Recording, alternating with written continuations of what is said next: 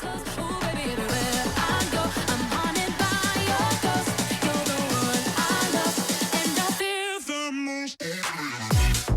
everybody, welcome back. It is Monday, May 15th, 2023. You're listening to episode 163 of the Can I Say Something podcast. I'm your host, Anna Recluse, with a juicy caboose, Damian. Joining me today is... Derick McDuff. And... Huge. On today's show, in honor of James Gunn's conclusion of his Guardians of the Galaxy trilogy, we'll be counting down our top 5 favorite Guardians of the Galaxy moments. But before that, we will be going over what we've been watching, including Guardians of the Galaxy Volume 3, How to Blow Up a Pipeline, Yellowjackets, and much, much more. Right into the show at Can I Say Something podcast at gmail.com, at Bicycle on Twitter, subscribe on iTunes, Stitcher, Google Podcasts, Spotify. Rate and review it on Apple Podcasts. Tell a friend, a family member, or stranger. What's up, guys? How are we doing? Doing good. I just, in honor of you guys, in honor of recording with both of you, I decided to, get in touch with the Northeast, and I was heading to Target and to pick up the new Zelda game that came out today, and right next door was the Dunkin' Donuts, and I walked in and I said, "Hey, how's it going?" And they said, "Have you seen the Depot?" And I said, "Of course I've seen the fucking Depot. Give me the Damian," and they gave me a delicious drink, so it was great. Why did that come up?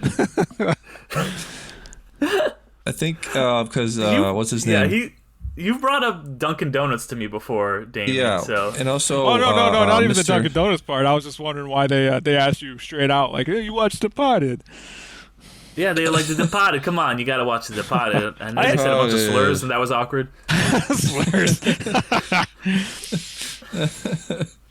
Yeah, well, Ben Affleck's doing a currently doing a Dunkin' Donuts commercial, right? In his traditional organic original accent. He only brings out the Boston accent when it's really necessary. For The Departed, for The Town, for a Dunkin' Donuts commercial, right? Exactly. I like that commercial though. That's a good commercial where he's just like, it's "I'm good. Matt Damon," and they're like, "Oh, I love his stuff," and he's like, "No." Yeah, no. I like what did they do a parody of it? Was it Casey Affleck when he was hosting Saturday Night Live? Right. I think they did a bit. They did a fake commercial for it, right? For Dunkin'. For Dunkin'? Maybe, I don't know. I don't know. Yeah, I'm unfamiliar. I've seen Bill Simmons do his fake pumpkin spice beer. That's great. Look that up. SNL gross. Bill Simmons pumpkin spice. It's amazing. Yeah, I've had pumpkin spice a few times. It's not my favorite of the flavored Dunkin' drinks. A little too sweet for my taste. What do you think, Dion? I haven't had any of the pumpkin anything from Dunkin' Donuts. I actually don't frequent that, ever? so I'm kind of an embarrassment as a New Englander. But yeah. I did used to drown myself in Pumpkinhead beer. Yes. So, but I'm off that wagon now. But yeah, that for a while it was a problem. Got the cinnamon rim and everything too. You remember that? They put the cinnamon on the rim. Oh, yeah. We have a place over here where, a lot of places will do it, but one specifically was the Forge, this place that had some of the best wings around. So they would bring you out a Pumpkinhead beer, and they would put cinnamon on the rim. It was a traditional thing. It was a fall traditional drink over here. It was like the Derek, equivalents of like Uggs and... yes. Yes. Bugs and yes, all that stuff. Derek, is there any drinks you drink over there? Is like a seasonal hops that you have over there to ring in the seasons? They got the same stuff here. Like they've got all the same coffee shops. There's like there's Dunkin's over here, but there's also like coffee beans and stuff. They all do the pumpkin spice, and then they do. But I like the maple stuff a lot better than the pumpkin stuff. Whenever it's seasonal, I love to get in that like maple brown sugar or whatever drinks. Those are great. Yes. Yeah, indeed. I'm surprised LA embraces anything Boston related. Yeah, everything's sports. Everything's everything right now. Right? True, that is true. Everything's everything now. It's just like, the lines are blurred. They're just like, all right, we want to make as much money as humanly possible, so we're not gonna, stick to our traditional New England roots. We'll just go everywhere because growth demands it. Infinite growth. Infinite growth, baby. Speaking of infinite growth, I didn't even know Dunkin' was like a New England thing until I saw the commercials and I talked to you about it. I was like, because I've seen them out here my whole life. It's like, do you guys go to Starbucks and you're like, fuck this should be in Seattle only? Yeah, exactly.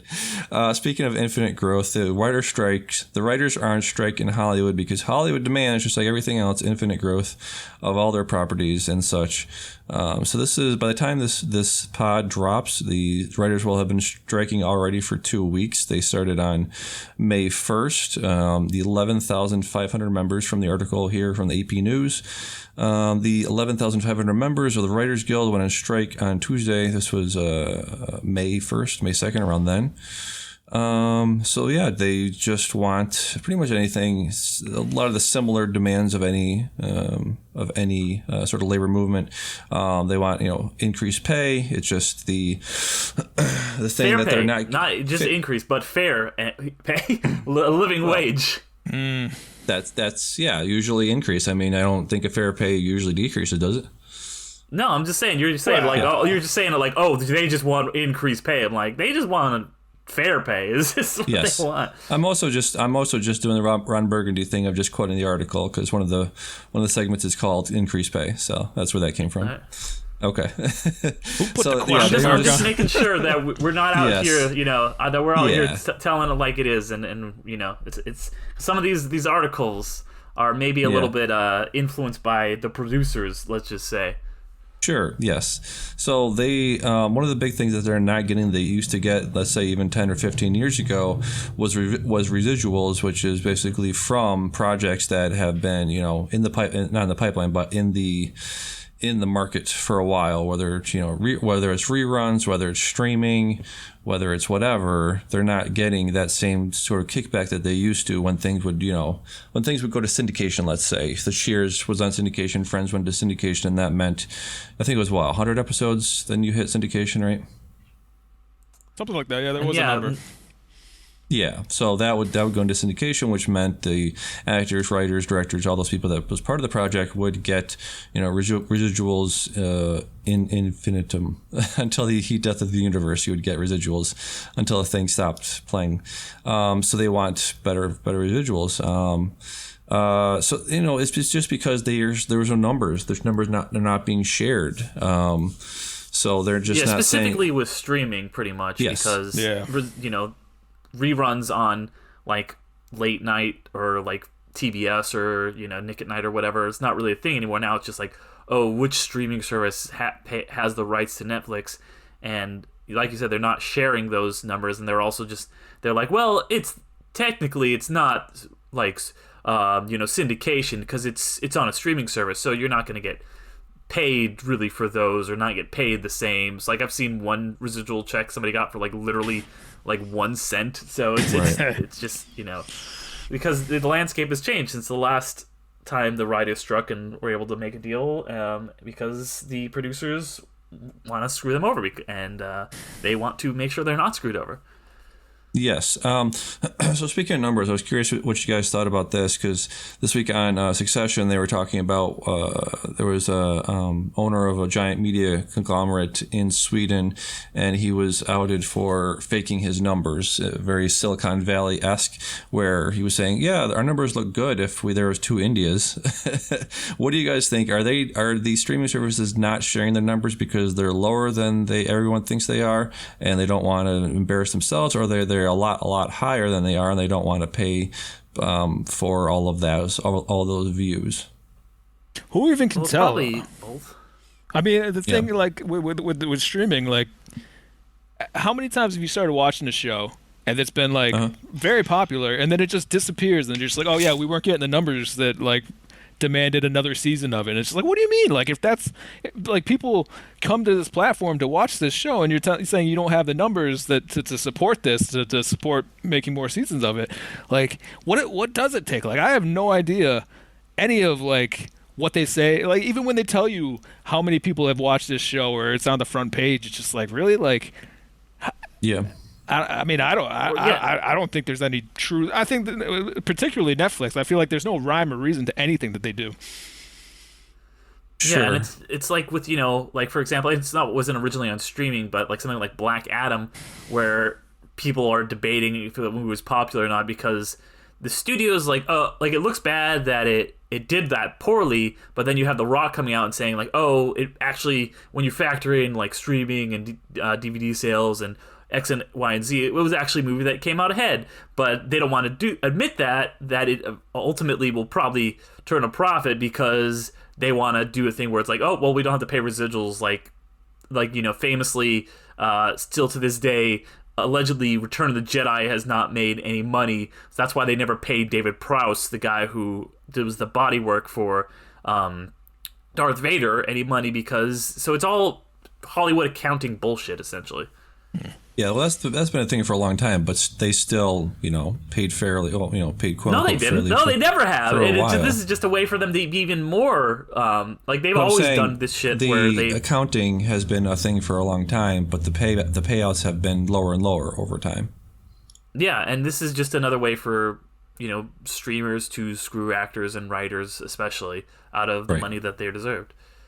Yes, and just a couple other things that their demands are of, wanting a specific number of staff in the room. Obviously, staffing, across many different industries has been an issue for a long, long time. What they're talking about specifically here is mini rooms, which were only a handful of writers working on a series. So they want less people doing more work. Obviously, that's not specifically just for the entertainment industry. That's for many industries. So that's fair, obviously. Another one where they were like, hey, can you guys put on paper? Can you write down? Can we have it in writing that you guys won't use AI to either write a script from scratch or to do write-ups or to do rewrites, that sort of thing. And they're like, well, no, we're gonna see how this marketplace shakes out, and we'll get back to you on that one. So that's another thing, big thing. So I think right now, if we're comparing the last strike to this one, I think the AI stuff is the streaming services of 2008. Because I think the guild, the Actors Guild, Writers Guild, sort of downplayed. I think they were sort of blindsided by streaming. I heard somebody talking about this recently where they were saying that they weren't, the WGA wasn't as concerned about streaming back in 2008. So I think it's a very similar thing here now where if I had to guess, the way this is going to end is they're going to be like, well, AI is not really a thing right now, so we're not going to put it on paper that we're not going to be replaced by AI. And then like 5 years from now, that's going to bite them in the ass. What do you guys think about that? Yeah, no, I think that well, you kind of blew by a lot of stuff. So I just first say the whole thing about the mini rooms. That's really interesting because, like you're saying, it's kind of the writers are asking for it to be baked into a contract to have so many writers on a staff so that they can't just like hire like a couple people and just basically make it a gig economy. That's a little bit complicated because you have shows that are just like run by one person. Like a good example I heard someone talking about was like the White Lotus. Mike White is like the sole writer, or something like Vikings. There was one, Alex Hirsch was like the only writer on that. So by requiring other writers, that's kind of a gray area. But in the response, the PGA just said a flat no instead of like trying to come to some they were just like, oh yeah, because there's these shows that exist with just one writer, we're not going to do this, instead of trying to have some kind of compromise between like where you can make it like shows are able to like avoid that mini room gig thing, but also you give freedom to writers to do that. They just said flat out no instead of coming back with any kind of counteroffer.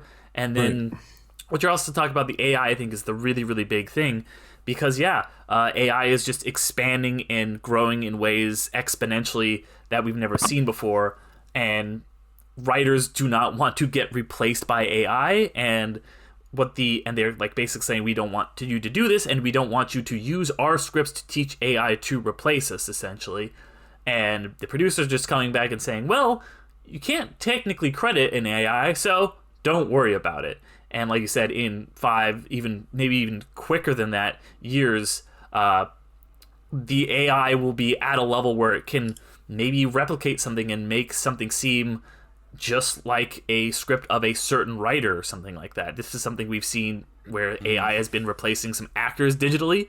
So, and to emulate, and I've been actually playing around with some AI stuff just to kind of like use it as like an editing tool, or just kind of to see how it's been working, and it is very fascinating. It's still very flawed, clearly, and it would not be able to write a script on that level, but you could definitely see a producer being like, we're just gonna throw this out quickly, and we need to make like 12 scripts, so we're just gonna plug it into the algorithm and have it do that. And so the writers are trying to put in some safeguards against that, and the counteroffer that is being put forth by the producers is like, we'll just have a meeting once a year to talk about it. And that is nothing. That is just literally non-response. They are not even trying to come to some kind of middle ground. They're just kind of dismissing it out of hand because they want to theoretically replace writers with an algorithm, which is something we've seen come up in a lot of things recently. It was in 2 WB movies where an evil algorithm working for WB was replacing things, and then also the show Miss Davis is about fighting an evil algorithm. So really, the writers are trying to make sure that robots are not kind of taking their jobs. And the producers are just saying, "Don't worry, you can trust us." When clearly they can't. Like you said, same thing is probably going to happen with streaming, where it's like, "Yeah, don't worry, streaming's not a thing." When it becomes a thing, though, it will be a problem, just like it has been a problem for them with streaming. Yes, exactly. Dion, you agree with that? Yeah, I agree with that. Hell, South Park called it even before that, where they had that episode where like manatees were taking lotto balls, and then they put them up against the fish tank, and then it's like, okay, we're going to make a show out of these 3 things. And so, I mean, it's already been a process that everybody's been considering for so long. And I mean, it would be par for the course if, like, it's good that they're getting on top of that now, because it's just like, they seem like a step behind all the time. Like, all right, well, we don't see AI as a credible threat yet, but it's like Derek said, like it's still in its infancy, and look how far it's come in 5 years. Where, I mean, somebody has said that it's pumping stuff out at like a 7th grade reading level, and you consider the world, or particularly the United States, most of the people in the United States have a 7th grade reading level. So, I mean, it's not that far off from taking over. It's good that they're fine. But that's my thought.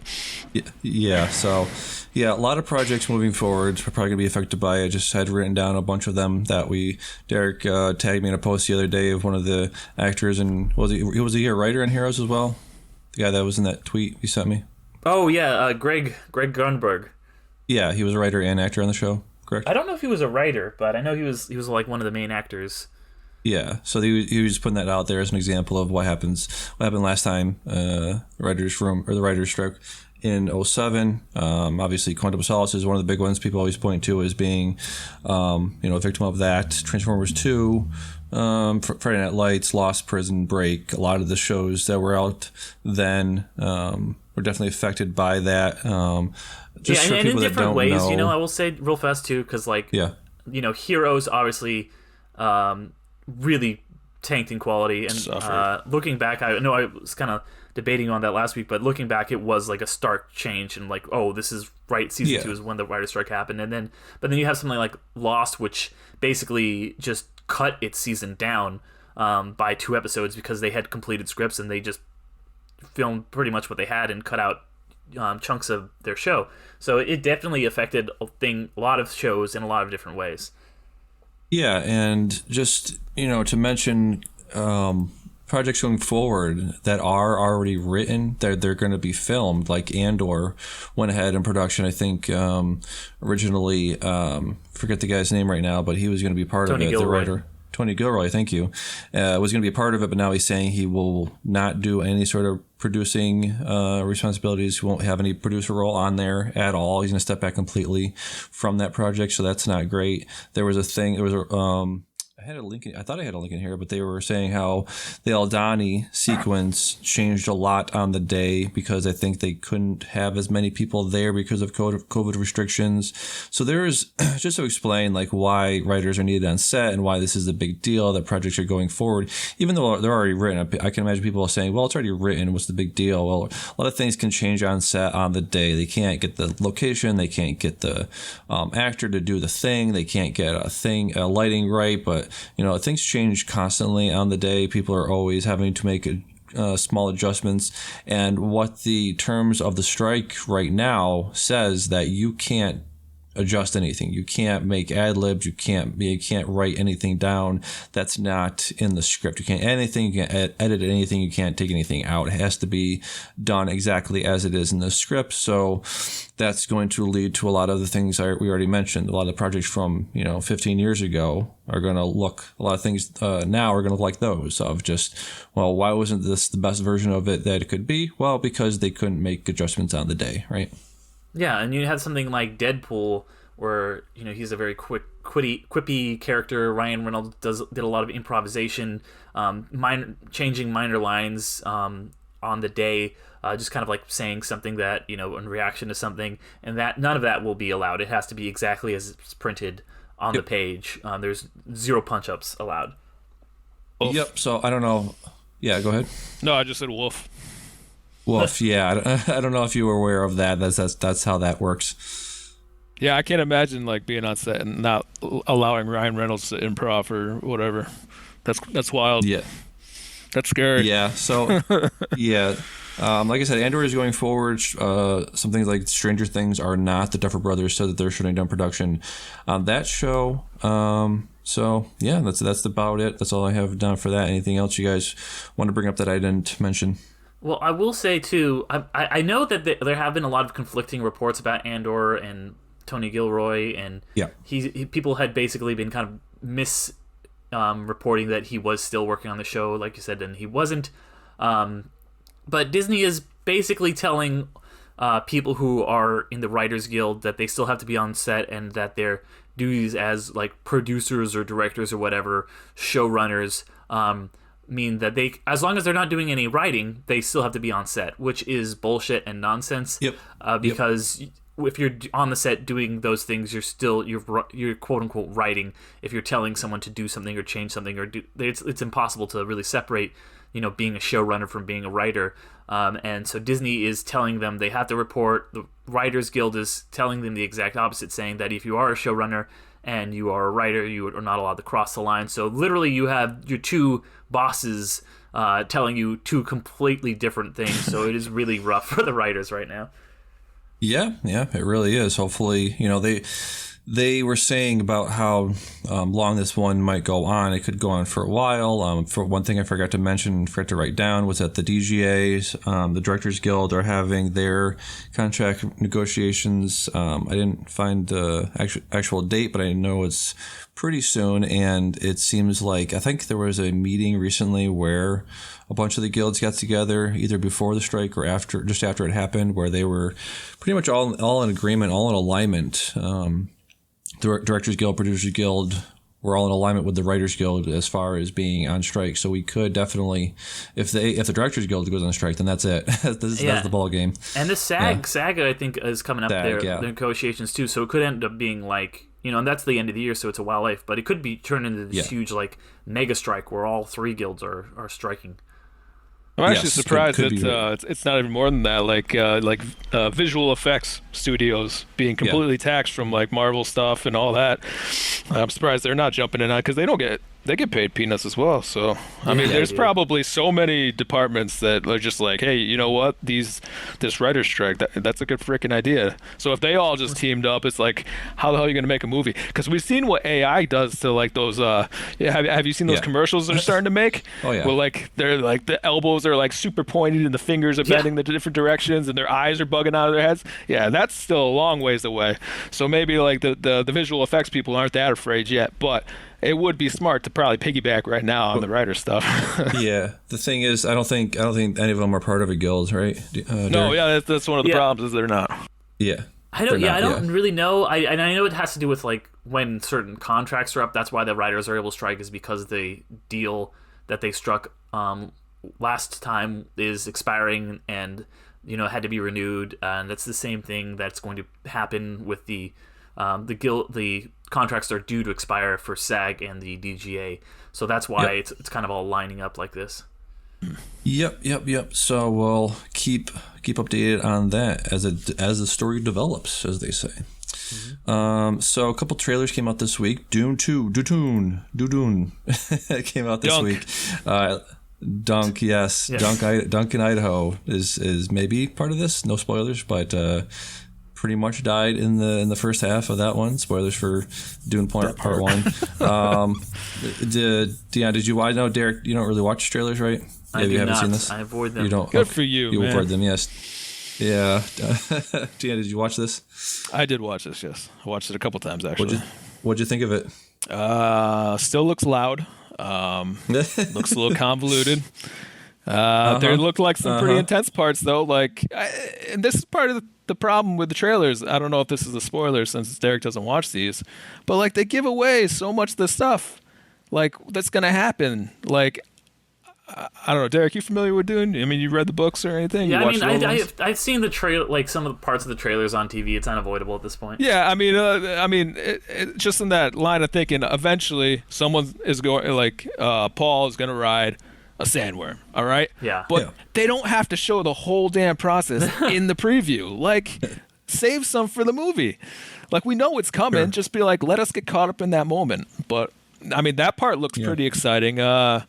And otherwise, it just kind of looked like Dune stuff. And I mean, I think I don't know if I've been vocal about it on the pod, but definitely vocal about it to Damian, where I just didn't vibe with the first Dune, and I don't know if I would watch this movie under duress.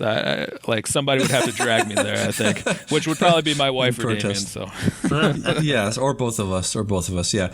I reread the first book this week. They're pretty long, so it's probably going to take me a while. I'm going to reread, I think, the first three anyway, maybe the fourth one, because it's not really a trilogy. It's like, so 6 of them. Frank Herbert wrote the 6 original Dune books as a double trilogy. Then his son picked up the mantle after that, and some of them are okay, but the 6 original are fantastic. It's trying not to spoil anything about the book, but it's gonna be very interesting to see how they end this, because, again, speaking very generally, the first book is very much a prologue to what happens later on. The first book very much feels like the first season of Game of Thrones, where it's like, oh my god, that's nuts. What else you got? Where's this story going to go? There's so much crazier shit that happens after the first book, and the first book ends in a way where you're like, all right, cool. Now what? So it's going to be very interesting to see how they end the second part, because, again, not to say anything specific, but it ends in a similar way. If he ends the second movie in the way that the book ends, it's going to end in a very similar way that the first movie ended. I'll just say that. I mean, how the first movie just stopped? Like, it didn't end. Yeah, right? Like, there was like, just stopped. Insert disc 2. I guess there's a more definitive, like, what do you call that? The gymnast thing. It's a more definitive. Dismount? They stick the landing. Thank you. More definitive dismount of like, ta-da! This thing happened now. Now we're going to move forward with a different sort of power dynamic. So yeah, I'm definitely looking forward to it. But again, the books get so fucking crazy. I think so I won't tell you, Derek, what I told Dion over text, but Paul Atreides and Shani and all these people that they're building up to be like, these are the big guys of this universe. They may or may not be part of the universe going forward. I'd be very interested to know how many books they're going to adapt, because, like I said, they're long, they're big, they're dense, they're very dense books. Yes. They're very dense. Yes, I think the first one's like 800, 900 pages. I was texting Dion on this, and I think they maybe could have adapted the whole thing as one movie. He didn't adapt half the first book. He adapted like 75% of the first book. So I just thought, I got to the part where the movie ends, and I'm like, there's like 2 hours left. You could have just stuck the rest in there, and it just had a complete movie. But yeah, I'm definitely excited for this one. That whole thing was like a power move, It's like he ended the first movie without even being greenlit for the second one, and like you said, you feel like he could have just smushed it all together. Yeah. So like that was just him swinging his dick around. Yes. Yeah, I don't know. I would have been very interested to know why he did that. But yeah, can't wait for that. It should be out in money. I mean, I don't know. I mean, wouldn't you get? I feel like like he's like, oh, there's just too much story, and I know. I haven't read the book, and I heard a lot of people like, it's so dense, it's a good thing they split it into 2, because when they tried to do one in the 80s, it was just way too much, and they had to have out like pamphlets in the theater and stuff, so people would get not get confused. The David Lynch version or whatever. David Lynch version, yeah. I don't know. I gotta watch the David Lynch version at some point, but I think so. I think I have to. As the Dune, I read the Dune book twice. I think I owe it. I've seen every David Lynch movie except for Dune, so I think I believe I do have to watch it. As a requirement of me as a Lynchian. Bro. I'm a Lynchian. Yes. I want to see Sting as Fayed Ratham, the Austin Butler character. Austin Butler's going to be in the next one. He's going to use the voice, Mama, the Kuzak Hadrak. I got to kill the Kuzak Hadrak. Got to rod the worm, Mama. All those freaking names. It was all about spice. The spice must flow, Mama. Yeah, I'm gonna take some spice while I'm in the bathroom. Have an OD. Kuzak Hadrak, the Shahodun. Shahodun. The Bulgarian Jihad. That's a good impression, man. That is spot on. So yeah, what we've been watching, obviously going save Guardians last. Yellowjackets episode 7 dropped this morning. Haven't had a chance to watch that yet, but it's still going, still a thing. You guys into like I don't know, Dion, are you into like weird they call these shows mystery box shows of like, ooh, what's going on here? What's the mystery? You ever watch like stuff like that? Yeah. Oh, yeah. Were you saying like a Knives Out kind of thing, or not as like murder mystery kind of thing? Yeah, but like either a movie or a TV show. Sort of like, Lost was one of the big ones. Lost was one of the big first mystery box shows. Obviously, what's the? Just like Westworld. I feel like that. Yeah, I feel like Westworld. that term gets just thrown around so much, though, and I feel like it's, I don't know, it's really not misused but overused, and it's just like anything where you're like what's the thing here? Like, what is this leading to? And there's theory crafting. Yeah, exactly. I feel like that's a better way to put it. Yeah. I mean, I think it's overused, but also I think it's overdone. The genre is overdone. So like it is a mystery. There's a thing going on. There's clues you gotta piece together. I think there's just talking about the show a little bit. It's doing a lot of that just right. It's not the main focus of the show, and I also think it's doing it very well in the sense that there could be something supernatural going on, but then also you can also say that it's trauma, it's psychological trauma, it's just them trying to survive. I think one of the shows that did this the best was House on Haunted Hill. What was the show called? House on Haunting of Hill House. Haunting of Hill House. Yeah. So that show was like, it gave you enough evidence of being like, if you wanted to say, yeah, it was the black mold, or it was mental illness, or it was actual ghosts. You could have evidence pointing to all of those things. And I think the show is also doing that, where there's evidence of obviously mental illness, trauma, stuff in the ground. There's like chemicals in the ground that could be causing hallucinations. So there's a lot of the stuff that you could point to and be like, yeah, it's either one of these things. It's a very good show. Highly recommend watching this. Yep. I did plan on checking it out, but I never got around to it. I haven't gotten around to it after. I mean, there was so much other stuff I've been watching. Yeah, I'll watch it whenever Paramount Plus and Showtime merge, because I'm not about to pay for yet another streaming service. Yes. So there's that. Isn't this one HBO Max? It's on Showtime, which is why I haven't seen it.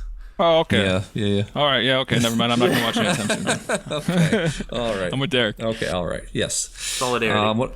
One other thing I've been watching was a movie called How to Blow Up a Pipeline. I believe it was one of the big movies that came out of Sundance last year, I believe. I've heard about this for a while. Let's see. It premiered in the Platform Prize program of the 2022 Toronto International Film Festival, which was last September. So it's been out in the wild for a while now. I've heard a lot of good things about it. It just came out on VOD just recently. It is very similar to Kelly Reichardt's Night Moves. It is about, they call it eco-terrorists, but it's like, eco activism, I would say. They're blowing up a pipeline, but they're very much like, let's make sure there's nobody out here. Let's make sure there's no workers that are going to be damaged or killed when we're doing this thing. So it's Avalanche. Yeah. So it's very Final Fantasy. Exactly. I wasn't thinking about that at all, but yeah, sure. It's called an environmentalist action thriller. It's very good. Very low budget. Some very good actors in this. What is the person's name? I believe David Grove Churchill, maybe, or Daniel Goldharber from It Follows is in this. So yeah, very, very good movie. Highly recommend checking that out. It was on all the things. You can rent that on Apple iTunes, Amazon Prime, all that stuff. So highly recommend checking that one out. And then we got Succession, episode 7. Dion, you watched this, correct? Yeah, I think we can talk around the spoilers this time. I think the big event happened a while ago, so the big thing about this episode was the big fight on the balcony, right? I mean, Tom and Shiv, I wrote down it's the best balcony soundproofing since Ace Ventura 2, because they're just going at it. I didn't know what that meant at first, and I was like, oh, yeah okay. I stifled the laugh. Yeah, perfect. Amazing. Yeah, so big fight on the terrace because well, let me ask you this: do you think that Tom knows about Shiv's condition? I do not. You don't think he knows? So he was, because they were talking about this on. There's no way he would know. Yeah, they were talking about this on the Prestige podcast this week about if he did know, like the thing he said about her not being a good mother would be like the cruelest thing anybody said in the show, which is a bold statement considering all the shit people have said to each other over the years on their show, right? Yeah. Well, yeah, for sure. But it would be particularly just because of her relationship with her mother as well, where, I mean, I think you'd be kind of putting her in a box if like the end of her story is like becoming a good mother. Yeah. So, yeah, but I get it. But yeah, I think it is kind of because she's already full of all this, she's already at a low point right now. And to say like the one thing that she probably has some serious apprehension about that she'd be terrible at. Yeah. Like caring for another human being, like, that's pretty shitty, dude. Very, very shitty. Yeah. So this episode is just, what is it? The election eve party. Everyone's trying to get their ducks in a row. Connor's trying to get, past 1%. He was like, what do you say? Like 4%? He got 4% in Alaska, right? Yeah, come on, understand. He's got like 6 to 8% in Alaska. All right. It was very interesting to see this guy in here taking numbers like that because I was just listening to a book called The 90s by Chuck Klosterman. He was talking about Ralph Nader in the 2000 election, how he took a bunch of numbers from Al Gore, possibly, and they were saying how if Nader didn't run, then Gore could have won in 2000, but that's, anything could have happened at that point. Mm-hmm. But yeah, Connors wants a position in the, I guess we'll just call him the Republican White House. You got, what's his name? Roman going for, I forget the president-elect's the candidate's name, but he's on, the Republican side. Manchin, thank you.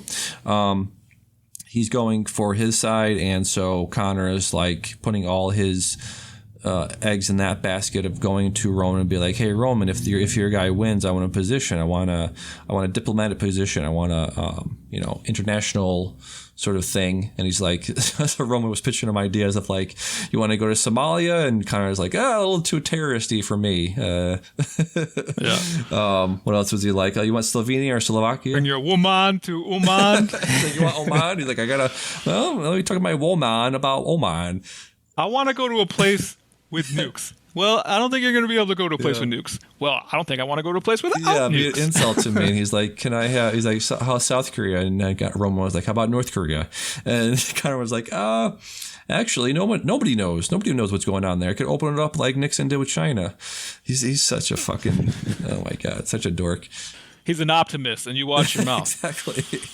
I'm a con head. You are a con head. Yeah, live and die with con.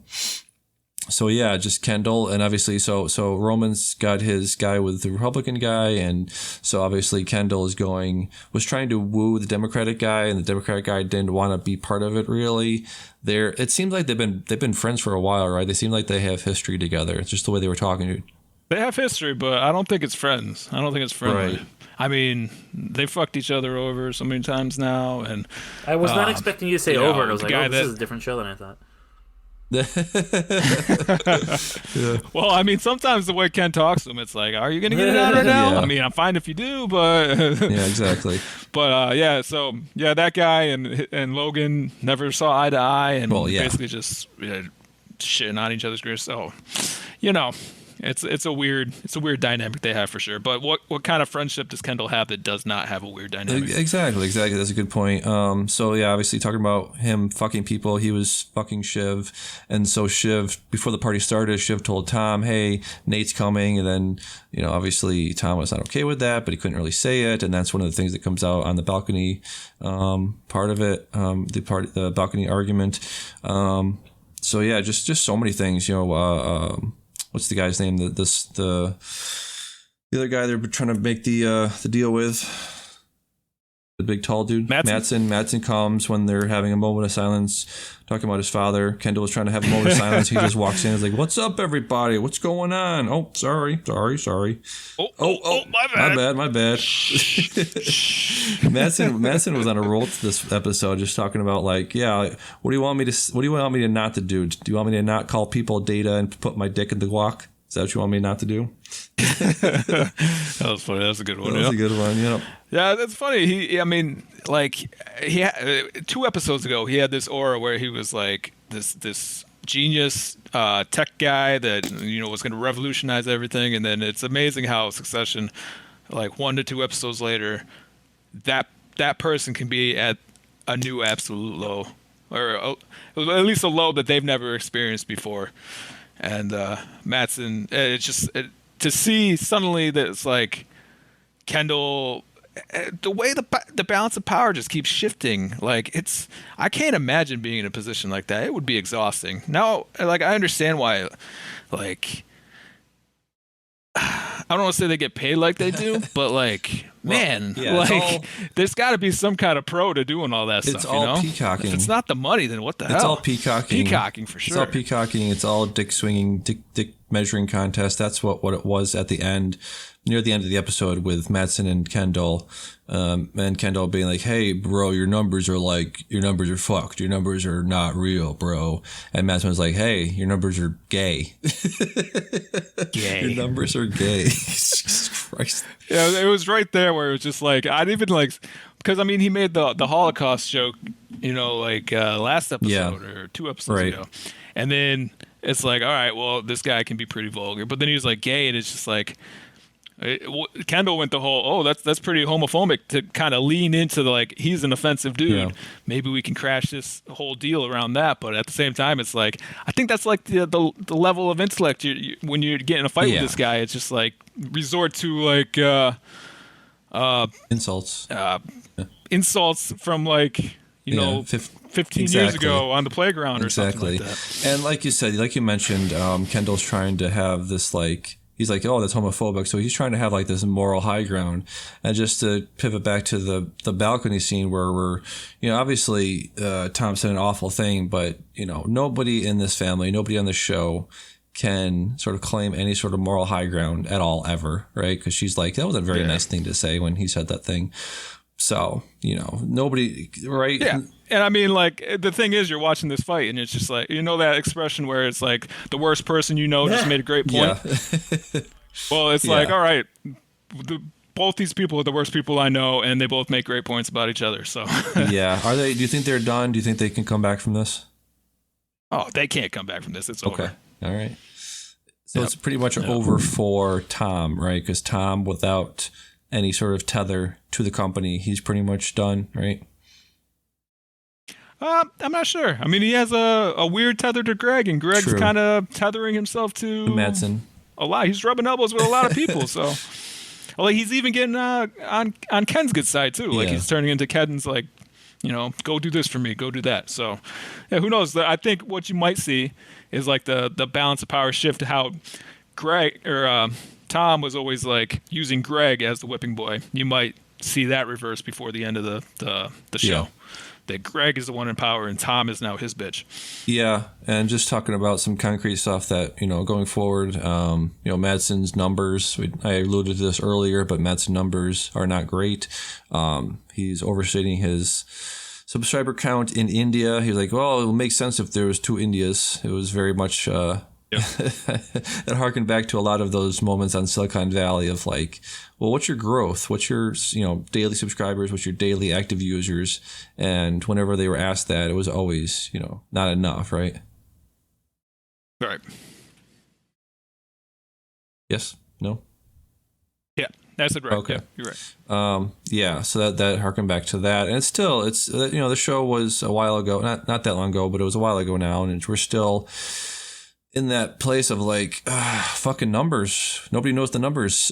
What do the numbers mean? What do the numbers mean? What do the numbers mean, man? And it's all built on a house of sand. Like nothing's real, and it's going to get to a place where nobody can afford anything. You can't afford all these streaming services. You can't afford Gojo. You can't afford Gojo is going to shit the bed because nobody can afford any luxuries. That's what I keep thinking about. Well, the funny thing is like both these companies are like, it's not just Gojo that's suddenly like, oh yeah, your numbers are bad. The numbers for Royco and everything that the kids just bought. What was the company they just bought? Pierce. Yeah. Like. They sold Pierce at a super high price. The kids bought it like idiots. Logan told them they were all idiots. And that woman knew that Pierce was not worth that much money. So they acquired this as a power move. And now they're just like, oh, let's take over this. Even though they had this sweet, cushy deal, they could just get out and become retired like billionaires. Yeah. And yet they're going to keep a dying company just helicopter their dick around some more. So now you got 2 companies that are both lying about numbers, and it's just like there's the Spider-Man thing. They're pointing at each other. Yeah, like you said, like Kendall said to Frank, we're gonna go reverse Viking, bro. We're gonna eat their lunch, right? Yeah. Which I was like, oh, that's interesting. I mean, wow, like who would have thought Kendall would be in this room? But they're still fighting over nothing. They're fighting over nothing, yeah. And this is how, like... Well, to them it's something, and to us, like, it's a lot of money. But, like, to other giant, like, corporations in that world, they're probably just like, what is happening right now? What are these idiots doing? Well, yeah, it's the fucking... It's a similar thing, I should say, of, like, the housing market boom. Like, overestimating, overvaluing property caused the fucking whole thing to almost collapse around 2007 2008. It's the same thing here. Well, it's tech boom is the same is a similar thing where they'll be like, your company's worth 100 billion 200 billion. No, it's actually, then you buy it and then it's actually not, then the government has to bail you out. So we see this fucking boom and bust thing all the time in different industries, but it's the same fucking thing of like 1,000 Kendalls all over the world being like, bro, I'm telling you, numbers are fucking real. We're gonna buy your company for like 100 million, bro. Real estate market's fucking hot, bro.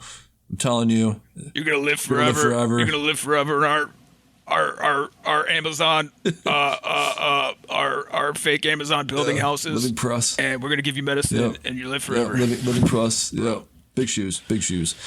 Anyways, big shoes. Yeah. So, those episode 7, I think we have only 2 episodes to go. We have election night, and then we have after election night. And I think, well, you say election night, we get Logan's funeral. That's what I was going to say. Yeah. Election night is going to be episode 8. Yeah. The funeral could be maybe the same episode or 9, because that's the last one. I don't know what they're going to do there, but yeah. Don't you feel like it ends on election night? Well, I mean, no, election night is the next episode. Like they had the preview at the end of this one. And so election night is the next episode. Because every episode is one day. That's been confirmed. Like if you go back and look, it's been one a day. So this was election night eve. So the next day is going to be election day. So then I hadn't checked out the preview. Yeah. Yep. So that's going to be the next one. So that means episode 9 is obviously the funeral, and then could be anything. Could be a flash forward. Could be somebody dying. We have no idea. Absolutely no idea. Them all dying from high blood pressure. Yeah. Right now, who do you think is going to be on the throne at the end of the season? Bran. CEO. Bran, yeah. The Night King, bro. The best story. The Night King. Big Everyone shoes. knows he has the best story. Yep. So you're going to say who you thought is going to be on the Iron Throne, on the CEO throne for Succession at the end of the series. Oh yeah, I said it was us. It was Khan. Yeah. Oh, you said Khan. That yes. he's already got everything that he needs, and they're just waiting to raise his hand. Or he's just waiting for them to raise his hand. I'm gonna say it's Ebba. He's a champ, man. Yeah, I'm gonna say Ebba. Ebba? brick of blood, Ebba? Yeah, brick of blood, Ebba. Yeah, exactly. You know who? Underdog. Yeah. Underdog, though. Jerry. I don't know how. Yeah, fucking Bill said Jerry on the pod this week. Yeah, dude, that scene. Because, I mean, she could just be like, go public with everything. And yeah. I think if she goes public, I don't think she'll be on the throne because I don't think the company will let her back in as CEO after that. But if she can like maneuver her way in there with the leverage that she has, absolutely. She was like, I could have gotten you there. If you weren't such a dick, I could have gotten you there. I could have gotten you the CEO. Yeah. Do you think she could have? Yeah, absolutely. I mean, she in times of crisis, she weathered the storm. You know, like she absolutely could have done that for Roman. Yeah. He just tried to be Logan's too bad, and it definitely blew up in his face. Yep, exactly. All right. I mean, the story of all these kids is hitching their start or their horse to the wrong wagon. So. Yes, exactly. All right, let's move on. Get some NBA playoffs going on. I'll sit back and let you two jamokes prattle on about that. Yeah, you want to be Charles or do you want to be Shaq? Are we laughing at Anthony Davis leaving in a wheelchair? Oh man, unbelievable! Yeah, Ernie just shut that down. He's like, what are you guys laughing about? And he's just like, oh, come on, guys. Yeah. And he wasn't. Ernie's always a class act. I love Ernie. Ernie's the man. He's hilarious. They're all funny, anyways. I mean, he knows what he's getting into. So. But yeah, man, I think we were talking about a little before the show. I'm a Lakers fan. You're a Heat fan. We're both eating well. And I'm a Heat fan. Yeah, we are eating. A lot of people didn't think we would be at this table. Yeah. Two playing teams. Especially at the end of the regular season. Sorry, I didn't mean to cut you off. I think we lost him. Did we lose him again? I think so. This poor guy. Stop that sucker. No, I'm back. Okay. I'm back. Okay. Yeah, so, can you repeat what you said? I said we got two playing teams that made it for the first time, both of us. Yeah. Yeah, that was the first time they've had all the seeds represented in the playoffs, 1 through 8. And it's funny, too, that the 7 and 8 seeds are the one wreaking so much havoc. We both got big games tonight, so I'm looking forward to that. I'm hoping he can close out the Knicks finally. And I am rooting for the Lakers, honestly. Yeah. When you go up against Jokic, I mean Jokic is like my second favorite dude right now, right next to Butler. So I mean I'm gonna be happy with whichever one comes out of there, until obviously Miami has to play them. But you know I'm definitely rooting for the Lakers over Golden State, and I'm definitely rooting for the Nuggets. How do you feel about that looming threat of having to play the Nuggets? That's gonna be rough. Like especially seeing what they did to like the super team of the Suns. I'm like, ooh, the Nuggets are no joke. I was kind of like, they're a 1 seed, but they're a week 1. But after seeing that series, I was like, ooh, never mind. I don't know. But I was like, Lakers, they're 7. They're tearing it up. They're going toe to toe with the champs right now, leading the champs. But now it's just like the Nuggets. I've been sleeping on them. The Jokic, man, he is for real. Yeah, I say he should have won MVP. Honestly, because like people saying Embiid because he was like the lead scorer. Or whatever, NBA's lead scorer. But honestly, like, you saw it last night versus Celtics, too. Embiid just straight up gave up. They had a minute and a half left, and there was, like, this loose ball, and they could have went after it. Him and Harden just were like, nah. Like, they were in Philly, and they just, like, let it go. The Celtics went on. Did you see any of the stat line? Jason Tatum was, like, 1 for 14 or something up until the last 5 minutes. At the end, but he was terrible in the fourth quarter. First. Yeah, and then he went off for like 17 points. He had like 3 3-pointers in a row, and then it just broke Embiid. And I was saying that the whole time, that Embiid just gives up on his team, like plenty of times. And look, I love watching Embiid play. He is a force, but he's a quitter at the same time. And I thought Jokic should have been the MVP, NBA MVP for the 3rd time straight, just because of what he can do for a team, the way he elevates it. Like okay, I'm gonna score. Okay, but if you cover me with 2 people the whole time, I'm going to get like 20 assists in your face. And I'm going to get a ton of rebounds. Like, he's a walking triple-double. He's a cheat code. It's crazy how he didn't get the MVP. I think the Lakers will be able to defend against the Nuggets pretty well if Anthony Davis is healthy. That's the thing. But Yeah, but I mean, I'm. It's hard to say if I'm more optimistic about the Lakers' chances of getting past the Nuggets or Miami's chances of getting past whoever comes out of the I will Celtics, say, I feel like that Sixers Celtics series, like it's going to be a game. Like people listening will know by the time this comes out. I think who made it out, but I think that's the team that wins that game 7. They're the champ, like or they're the team to beat at least. I think that series has been so good. Both of those teams have been so good that it's hard to picture anybody else, Lakers, Miami, Nuggets, anybody beating them. I think that's the NBA championship. Anything could happen, but I think you got to give it to whoever wins that one. I'm the other way around. I'm thinking that the Nuggets are going to be the team to beat. Yeah. It's funny. You're West Coast fan. I'm East Coast fan, and we both think the opposite. I fucking hate the Celtics too. I don't like the Sixers either. I think it does come down to one thing I will say for the Nuggets is, and the Lakers have been good like this too, and I think it's why the Heat were kind of or not the Heat, the Suns were kind of a paper tigers. The bench has really been mattering this postseason. Like you've got people like, I don't know if you saw the Laker game where Lonnie Walker, after getting like 0 minutes, for half the season, came off the bench and scored 15 in fourth quarter. Like that's wild, So, and I think that's why the Nuggets have been so good is because they have such a deep bench. So, we'll see. And that's the thing too about Jokic too is like it's a deep bench, but he also elevates everybody that he has. And like the Lakers, I feel like they're another team that has like the people that could just come off the bench and score some points. And even Miami too, where they're like, we could get like 15 points sometimes out of Kevin Love. Like dust it off, turn back the clock, a bunch of years. Or we got Gabe Vincent or Caleb Strus or whatever. It's just like these are all undrafted free agents that we had that Miami picked up. Like these guys were nothing, and somehow Spoelstra can turn them into something where one of them can pop off at any given moment. And you have to consider the fact that Butler could just get 40, 50 points if he feels like it. Playoff Jimmy, man, playoff Jimmy. And like the thing is, like, what if Tyler Hero comes back? Like then that's a whole other thing. Yeah. I don't know if he can with his hand, but that would be interesting to see.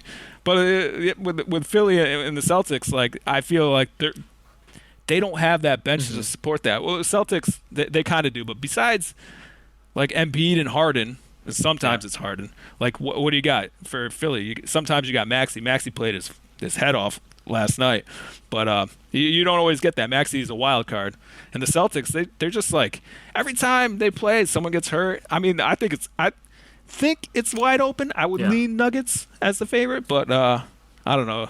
I am happy as a Heat fan. We've already been represented more than I had anticipated. And that's one thing too that has been so great about this year's playoffs is that it has been so wide open. Like you feel like anybody could win to the point where like these 7 and 8 seeds, these playoff teams, they each have a legit shot at winning the title, which has never been a thing. Like, nobody gave any credit to any of the play-in teams. They're like, no play-in teams ever won a series, so they're going to both like lose in the first round. Everybody's going to lose in the first round. But no, they've been mixing it up. You feel like we said, any of these teams except for probably the Knicks really could win. And, compared to years past where it was like, looks like it's the Celtics, or not it looks like it's the Cavs and the Warriors going at it again. Like for fourth year in a row or whatever, like that got so boring. And now these last few years, especially this year, where it has been so wide open, and there is just a level where like anybody could take it. There's all these superstars, there's all these great teams. Really, it's anybody's match, or anybody's a match to win. So it's exciting. It's an exciting time to be a basketball fan. Yeah, instead of the Golden State and the Cavs going 5 years in a row. You still get LeBron and Curry instead of it being in the finals. You get it in the second round. It's like it just feels like it's this one last like it's like a little last like a throwback, but I'm glad it's happened in the second round instead of like all right, here we go in the finals again. Yeah. All right. Well, good luck to you, sir. Let me real fast. Damian, if you want to just use one of these, you can, or if you want to leave them both in. But since the Lakers are playing tonight, in the past for when people are listening to this, Game 6. Friday night. Game 7, if necessary, is going to be a Sunday night. So by the time people listen to this on Monday, they'll know. So I'll just say, all right, wow, the Lakers, I can't believe it. They pulled it out. They beat the champs. they managed to move on, and now they're playing the Denver Nuggets. All right, take one. Take two. Wow, I can't believe that the Warriors really won 2 games in a row and beat my Lakers. It's a bummer, but I guess that happens when Anthony Davis got injured like he did in Game 6 or 7. Okay, and cut. Good. Smart. That is smart. I am not going to say anything because whenever I say something, whenever I root for a professional sports team, the exact opposite happens. And I don't know what would happen if I made 2 cuts just like you did, one saying that the Heat won and one saying that the Heat didn't win. I think the stadium's just going to explode and there will be no winners at all. So I'm just stepping down from that. I'm just going to stop with saying good luck to you, sir, and may the better team win. Hopefully we get a matchup with the bubble season, the rematch of the bubble season. We're just playing each other in the finals again. That'd be pretty great. Oh, actually, I changed my mind. I just want to say congratulations, Lakers. Get that reverse psychology. Speaking of sports, Dion, you've been watching Ted Lasso. How has that been going this year? Yeah. Oh man, like Ted Lasso, I'm still not feeling it. It's the problem with it. I feel like is they're just not moving forward with Ted's story as much as I would like them to. It's Ted Lasso. Ted should be the focal point. They're not giving him like all the same battles that he had in the previous season. He still has, but they're not doing anything about it. You remember when he had a shrink that he would talk to? Yeah, he doesn't talk to the shrink anymore. Like, presumably he's fine, but he's very clearly not fine with it because now he's dealing with his wife, who is dating their marriage counselor or whatever he was. So it's just like, all right, that seems like something you would talk to your shrink about. That seems like something that you're a ticking time bomb, and you should be in a worse state of mind than you were in season 2. But you're not getting that vibe. His battles are not being displayed properly, and I think there's some disconnect there. And they're too busy focusing on all these side characters. And I don't know if that's like, I know Ted Lasso is ending after this season. I don't know if they're trying to prep other characters for like some kind of spin-off show. They will find out about later because that would make a lot of sense. But honestly, it's just the show is Ted Lasso. He should be more of the focal point. And while there are still moments in it that have that heart, that are funny, a lot of it is coming across forced this year, and it's unfortunate. But I still watch it every week. So, Derek, you've been watching this too? Yeah, and I've been enjoying it. I definitely I see that those. I mean, you're right about all of those criticisms, but I think I've been liking it a little bit more than you. There is a lot of characters that is a little bit unwieldy, and the episodes are becoming a little bit longer. But I still have faith that they'll manage to tie everything together in a nice bow at the end, in a way that feels emotionally satisfying. It would be nice to get some more of Ted's stuff, but they have been exploring other characters too. Some works for me better than others. I like all the Trent Krim stuff. It's been really cool. I'm really curious to see what happens with that whole storyline, and where everything goes. So there have been some really good episodes. The one where they were in Amsterdam, I felt was the outstanding episode, and that episode did focus a lot on Ted and him having that barbecue hallucination or whatever. It's pretty great. So yeah, I'm just kind of like cool. I'm digging it, but not quite as much as the first 2 seasons, I'll say. So like that barbecue episode, like what they were doing with Ted and the soccer team, I liked it. But like the Rebecca stuff, it seemed like that was like more of the focus that episode than any of the other stuff that was going on. I'd say yeah. And that was kind of a put off. Like, why am I supposed to care about this dude that Rebecca just ran into? Where like every time that she's in like some kind of scene, it's like supposed to be pointing towards what her psychic, told her cryptically, and like so now you introduce this guy, and it's like that just completely fell flat with me. Like at the whole time, I just wanted more of Ted doing coach things. That was the thing too. Like he had like this epiphany where he came up with the constant movement thing, even though it was already total football and it was already a thing. But like that's the kind of stuff that I want to see too. Like Ted developing as a soccer coach. Like this whole time he's always been in this he's just this football guy from the United States coming over to play like European football, and that should not translate at all, and it didn't. But like we're missing so many parts of like that whole I'm gonna coach you. Like how many speeches has he given to the locker room? I know he gave one talking about the believe sign when it was ripped up, but it's just like there's so much lacking even from the soccer perspective that was there in the other 2 seasons that we don't have this season. Yeah, I mean, you're not wrong. You're not wrong about a lot of that, and yeah, I guess I'm just curious. I think the Rebecca thing probably was the weakest part of that episode. I've also heard that like they reshot a bunch of it, which kind of explains why I think a lot of things were just seems to have been just kind of abandoned. Like the whole Zava thing, I thought ended very abruptly and strangely, and I did not like that storyline. That is weird, and I get why like Zava's not on the team anymore because you're not an underdog if you have Zava. But I'm like, why was he even there in the first place? So yeah, I don't know. It's a mixed bag for me for sure. Yeah, I felt like the Zava stuff, they were trying to capitalize on the zaniness of like someone like Aaron Rodgers, you know? Like how he's always in the media, always talking about doing ayahuasca or whatever the hell it was and going off to darkness retreats. Like that was very Zava-ish. And then for him to just like disappear when the team like needed him or something to I don't know, indulge some like idea that he had while dreaming or something. It seemed very on the nose of like current. Can I tell you my theory on what I think happens with all that at the end? I think that Ted moves back to Kansas City. He becomes the coach for Sporting Kansas City. Reply so that he can be close to his son, and he applies what he learned as a British football coach, English football coach, and it applies to the American soccer. And I think Zava does what so many European megastars do. Like Ibrahimovic, which is Zava's very much based on, or like David Beckham or all these guys, and he comes and gets an MLS contract for like a year or two and plays with them there. That's my crackpot theory. Interesting. That is interesting. Dion, we got a couple more things to go through. You want to talk about Barry and Citadel real quick? I didn't watch Citadel. I thought I told you that. I saw that you asked me, and I might have said that I haven't gotten to it yet. But yeah. My wife hasn't pressed me to watch it because she's a huge Richard Madden fan, so we haven't watched it yet. So, Barry though, Barry's a very frustrating show. That's another one of those things where it's like the worst people you know, and I'll tell you, like this past episode that went by, the past episode that went by, you see Barry kind of in a situation where it's like, man, how did you even manage this? I'm right now. I just started watching it, and so I'm slowly catching up, but I'm trying to pace myself so that I can I don't get to the end and we'll have to wait a couple seasons or a couple of weeks for it to end. So I'm trying to. Yeah.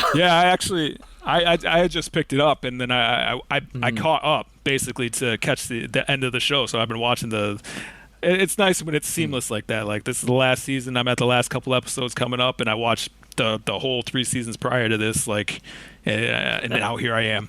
But so I won't spoil it. But it's like the worst stuff that Barry has done compares nothing to like what he's doing right now. It's just like you want to feel bad for the guy because like he obviously has stuff he needs to work out. He has trauma. He should go to counseling, all this stuff. And it's funny how like this acting class kind of doubles as his counseling sessions, but it's just like at some point people say I'm going to change and they never change. Like it's just a very frustrating thing to watch, and maybe my that's what makes it so difficult for me to watch this show is that it's just like frustrating and you want to help. Maybe that's the point, but you just can't, and it's fair. It puts me off. And even like the other actors, like actors themselves are like borderline narcissists anyway, especially at that level. Like they all think they have something, but they're all there for a reason because they're not that good, but no one really seems to understand that. As someone who spent time as a theater major, like that is so fucking accurate. It's painfully accurate how these people act. Yeah, and it's just like they're like the worst people you know, and it's just like, oh, you want to shake them too, and it's just funny how like you got Barry's world and you got their world, and yet they're rotating around each other, and yet somehow something beautiful happens, and it's those moments like that when Barry actually is a phenomenal actor, but he's like pulling from dark places that it's just like wow, like I mean that was a really fun watch, but a lot of it too is just like, I want to strangle all of you.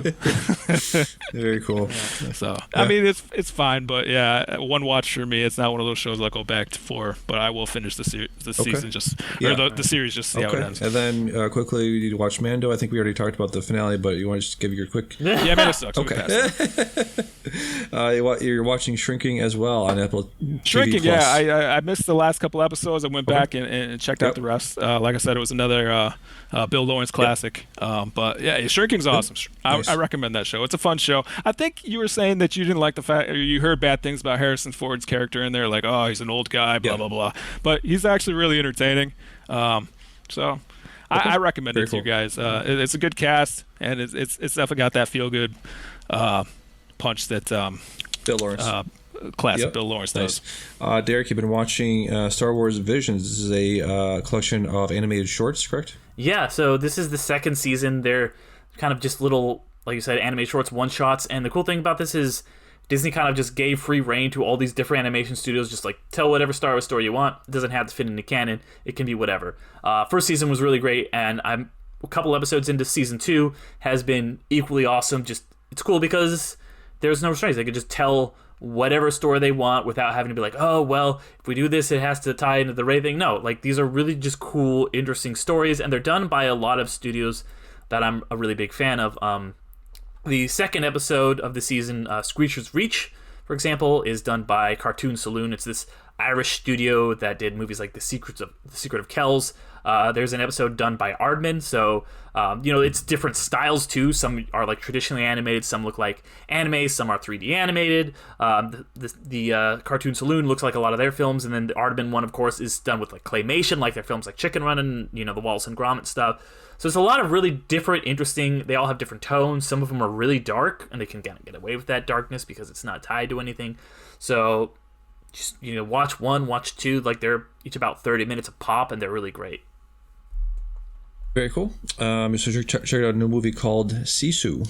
Yeah, Sisu was really great. It's this independent film, basically about a gold miner at the end of World War II in Norway. It's one of those Scandinavian countries. Whatever the one was. Finland. Thank you. Yeah. Yep. After Finland, who has a really interesting history in World War II, but he basically is trying to he finds a bunch of gold. Bunch of Nazis rob him, and him just going ham and killing a bunch of Nazis. It's not like the most dense, interesting thing in the world, but if you just want to see a bunch of Nazis die in really great, like innovative, creative ways, go watch. And who doesn't want to see Nazis get their fucking faces exploded and stuff like that? It's awesome. I sure do. Do. Let's see what else you got here. You watched Are You There, God? It's Me, Margaret, which I was attempting to watch this week, but couldn't quite make the showing. I was wondering what the acronym was. What'd you think of this? It was good. I liked it a lot. It's a nice it's just a quaint, nice coming-of-age story with some good performances in it. It's nice to see that Judy Blume finally gave the chance for someone to adapt this after basically 50 years. So this is a period piece in more ways than one, set in the 70s. And yeah, it's a fun, good coming of age story. Kathy Bates is in it. She's really good. But Benny Safdie's in it. He's really good. The main actress is she's the original Cassie Lang from the first Ant-Man film. Her name is, let me bring it up here. Things are slow loading. Abby Ryder Forston. But I think the real standout in this movie is Rachel McAdams. She gives a performance that is absolutely Oscar-worthy. One scene in particular, I think, is unlike anything that I've seen for a very long time any actor give. So I really recommend checking this out. I'm clearly not the target audience because am not now, nor have I ever been a preteen girl in the 1970s. But I still liked it a lot. Yeah, this is from the writer-director of The Edge of 17, the 2017 movie with Haley Steinfeld, which I enjoyed very much. Yep, Kelly Freeman Craig. Yes. So I'll definitely want to check that out eventually. All right, so let's see what else you got here. You got that. I think we all did everything, right? Except for Guardians? Yeah, I think that's all the things. Except for everything, except for the big thing. I'm Star-Lord. I formed the Guardians. Met a girl, fell in love. That girl died, but then she came back. Came back a total dick. Oh, please. He left out some important information, but that is the gist of it. I get the same old dreams, same time every day. Fall to the ground and I wake up. My sacred mission is to create the perfect society. He didn't want to make things perfect. He just hated things the way they are.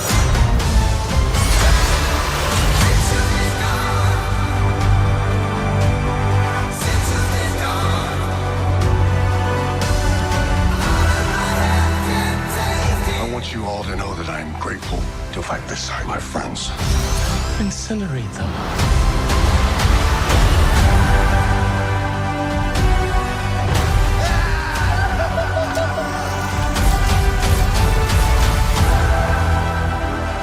We were always searching for a family until we found each other.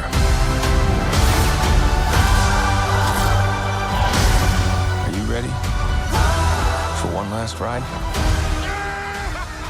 This week, I watched a movie about a man in space who meets a duplicate version of his dead lover. But enough about the 1972 Andrei Tarkovsky film Solaris. Boom goes the dynamite. You actually watched the 2001 film directed by Steven Soderbergh, the remake of Solaris. Yeah, exactly. That's right. So, Derek, ask me. Actually, I'll ask you guys first. What'd you guys, Derek? What'd you think of Guardians of the Galaxy Volume 3? Yeah, I liked this movie a lot. I thought it was a very fun film.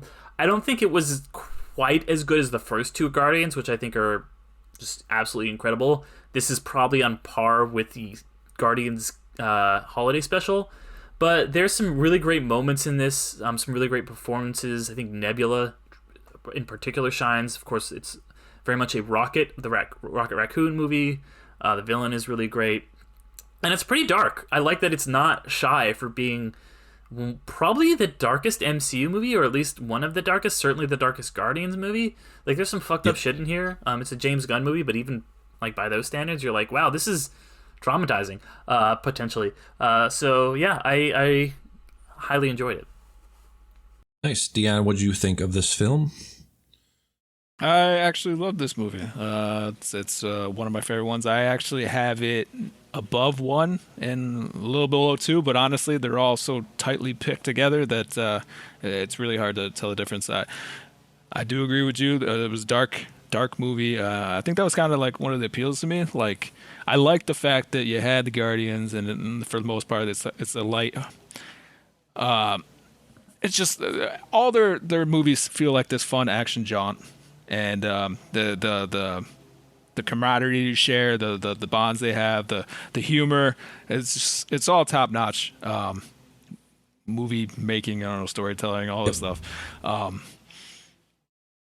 It's crazy though how dark it did get. Yes. And you see like all these reviews about people like saying like, I don't want to laugh at it, or it's just.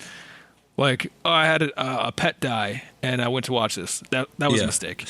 And it's like, well, yeah, I mean, the previews straight up tell you, like, something was going to happen to probably Rocket, and you should have knew better. You should have known that this was going to be, like, something, like, to go to the extent that it did. No, I don't think anybody should have been blindsided by that or everybody should have been blindsided by that because I didn't expect to get to the level that it did. In fact, I didn't know too much about Rocket's history. I play the Guardians game, and every now and then Rocket goes off about talking about something from his past, and it's like, wow, like that really happened to you? And then he just shuts up about it. And it's just like, man, like, all right, keep your secrets, you rogue. And like throughout all the other movies too, it's just like it's never Rocket's problem. But this one really focused on Rocket, and I really enjoyed it. Yes. Derek, can you ask me what I thought of it? Hey, Damian, what did you think of the movie, though? Well, Derek, I guess you could say my thoughts on Guardians of the Galaxy Volume 3 can be summed up in the form of a limerick. Oh, almost all right. Jeff Kanata's going to see you. Almost all MCU movies I've seen after Endgame have been to degrees. Some of the worst, except for this verse. Guardians 3 made my eyes go squirt squirt. Okay. All right. You get Joop Joop in there, dude. Joop Joop. Yeah, Joop Joop. So yes, Guardians 3 were directed by James Gunn. I should have set this up at the beginning, but I didn't. It's the second movie of Phase 5. It's the 32nd movie of the MCU. Its opening weekend, it made $115 million at the domestic box office. It currently sits at $152 million, which means it will be the number one movie at the summer box office this year. So that'll give me all those points. Oh, you think this is going to be number one? It's not going to be number one. Yes, it's going to be number one. You didn't even put Indiana Jones on your fucking dark horses, man. You're going to lose that shit. All right. What we're saying, but actually, an argument for it not being number one is that word of mouth is going to get out about how intense this movie was, and I think it might deter a lot of people from going out that would have seen it otherwise. That sounds good. $115 million. That's a really good thing. Probably good enough for like the top 2 or 3, but like it did underperform versus projections. So fair. Yeah, I think this is my second favorite Guardians movie. Same. Yeah, I think the first one is still up there as my favorite one. This is number 2, and there's number that thing. The second one was my least favorite. We'll say that. We all got different rankings then. Yes. Yeah, I went back in anticipation of this question. I went back and watched both 1 and 2 the last 2 days, and I had 1 ahead, and then after I watched 2, I'm like, I like 2 a lot more. Because it was more, it was fun. Drax was on one in Guardians of the Galaxy 2. Like he was like top notch, dropping all the right things to say at the right times. And the battles in it, they were more fun than 1. But 1 had that heart. Like I said, mine are all like super close together. So, but yeah, I like. Yeah, it's interesting that you. Yeah, Kurt Russell was an interesting villain, but it's that thing of like, you know, they had to hide him behind the CGI at the end. You know, I think Ronan Lee Pace, my guy, tall Lee Pace. always gotta root for that guy. I like Ronan. Ronan was very cool. You know, the dance battle at the end. It's one of those. Battle. Yeah, it's one of those things where one of those. I'm distracting you, turd blossom. It's one of those endings where it wasn't a big fighty CGI blast fest. It was, you know, one of those rare MCU endings that didn't involve all of that. So I thought that just all that together, put that on top for me. Okay. What do you guys think about best MCU trilogies? This is the end of this trilogy. What do you think? Is the Guardians trilogy one of the best in the MCU? One of the best. It's my best. One of the best, yes. I'd say I'd still give it to Spider-Man. The Spider-Man MCU trilogy, especially the way that ended, like, just for me, takes the top spot. If we could somehow mush some of the Avengers movies together, because there was technically, 4 of them, right? 4 Avengers team up movies. Yeah, if you count Endgame and Infinity War as one movie, then probably Avengers also beats it. And I don't think it beats it, but I think the Thor movies are an underrated trilogy. Sure, the first three, yeah. They are underrated. Yeah, because if you threw Love and Thunder into it, it kind of, as a group, I would say that brings it down like that. The soundtrack of Volume 3 was probably my least favorite. Oh, it was my favorite. It was my favorite. Well, it was your favorite. Yeah. Interesting. Why is that? Did you like it? Because it had more modern music? I was talking about this on my other podcast, my Infinity Stones one, and I'm like, this. I don't know that it's necessarily objectively better music, but it's music from my lifetime. It's not things that I was like, oh, my dad listened to this. It's like, oh, I remember listening to the Florence and the Machine when it came out when I was in college, and having moments where we were all just having a, dancing to it and having a good time. Like it was much more personal to me, this soundtrack. Gotcha. Yeah, the one that really dragged it down for me was the Beastie Boys drop. I've heard that so many times. It's fucking that's so it's good. One of their least. Yeah, it is. It's one of their least good songs. Doing? You're on one. What are you talking about? Listen to the book, and it's fucking great, it's Damian. Overused. So you're talking about things that are being overused. That song is overused massively. It's not okay. Just because it was fucking used a month before in the shitty Mario movie doesn't mean that it's not as good here. Yes. Shitty Mario movie. Who said that? It wasn't me. Yeah, I don't know. It's just some of the Creep was good. A lot of the stuff. I think like you said, Creep was fire. I think I have the inverse effect on me of being like, okay, I've listened to all this stuff. I grew up listening to this stuff so many times that I've heard it so many times. And I'm like, okay, yeah, that song and that song and that song. I was a much more I like the original like 70s and 80s. I haven't heard those songs for a lot. I'm not a 70s or 80s guy. So like you said, growing up, those touched you personally because those meant a lot to you growing up. But I think I had the inverse reaction of like, I've heard those growing up. I listened to those songs so many times. Definitely on rock, things like Rock Band, Guitar Hero. You play those over and over and over again. It's just, yeah, okay. I've heard it. Yep. Yeah, because David Bowie, who was in the first one, famously never in Rock Band. No, obviously not. Never. So yeah. So what did you have like soundtrack wise? I mean, I saw the question, so I wrote mine down. Did? I have it pretty much goes in order. It was Guardians 1, 2, and 3 for me. Yeah, that's my order as well. Yeah. That's you had it then. Yep. Okay. Derek. Yeah, I mean, when you Come and Get Your Love, that's my jam, dude. I'm all about that song. Great song. Yeah. Mr. Blue Sky. That was great. That was great. Yeah. Yep. Like, when I get my kid starts bopping to Mr. Blue No disrespect, Sky, those first two are great too. It hits me. It tugs at my heartstrings. Yeah. Yep. Any moments? So after this, we're gonna do a top 5 Guardians of the Galaxy moments. Any moments from this movie make it into your top 5? Yes. Yes. Okay. Just overall, really great villain. I think the the High Evolutionary is very scary dude. It's one of those very unhinged. I think it's not one of the best villains for me in the MCU, just because there are the best MCU villains are ones that you're like, okay, I can sort of see your thought process. I see your motivation, and I can sort of sympathize with it a little bit. Obviously not the methods, but High Evolutionary is just like, I want to make things perfect. I just want it no matter what. I think the best Killmonger of just like, hey, we can't just hide behind this veil. We have to help our brothers out with all of this tech that we have. We owe it to them. We have a responsibility to help out other people in this world. I think that was one of the best motivations in the MCU. Thanos, obviously good intentions, but again, methods not great. What did you guys think of the villain in this movie?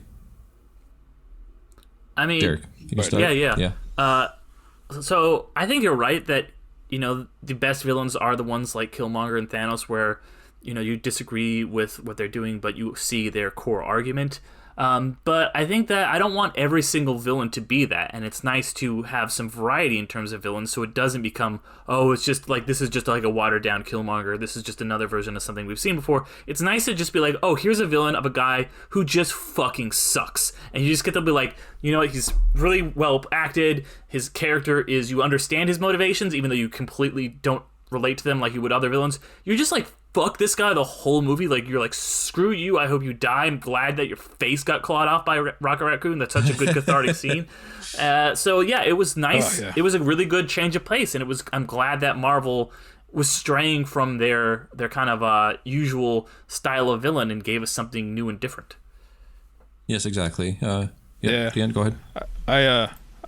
I offer for Derek to go first because sometimes I hope that he says the same thing that I want to say, but he says it better, and he did say it pretty much better. Like the fact that I don't want to see an uber threat. Like, how the mutants sometimes they get classed in like Class S, Class A, or whatever, or Omega, things like that. Like Thanos, Omega level threat, like all the Avengers should be the end game villain for that movie. But like for Guardians, like I thought when they were against Ego, like who was a living planet, like that felt like too much for them to handle. Then you got to also consider the level of the superheroes that are fighting the villain, and to make it like credible. Like I thought they were punching out of the weight class when they had to go up against an entire planet. So here, the High Evolutionary, like I thought that was kind of a perfect thing, where and it fits Rocket's whole thing too. Like, this is where Rocket came from. It doesn't have to be like this Omega level threat. It could just be some asshole who thought he wanted to. He has mommy issues. No, this mad scientist is basically just tears apart animals and reassembles them to try to make like this perfect being.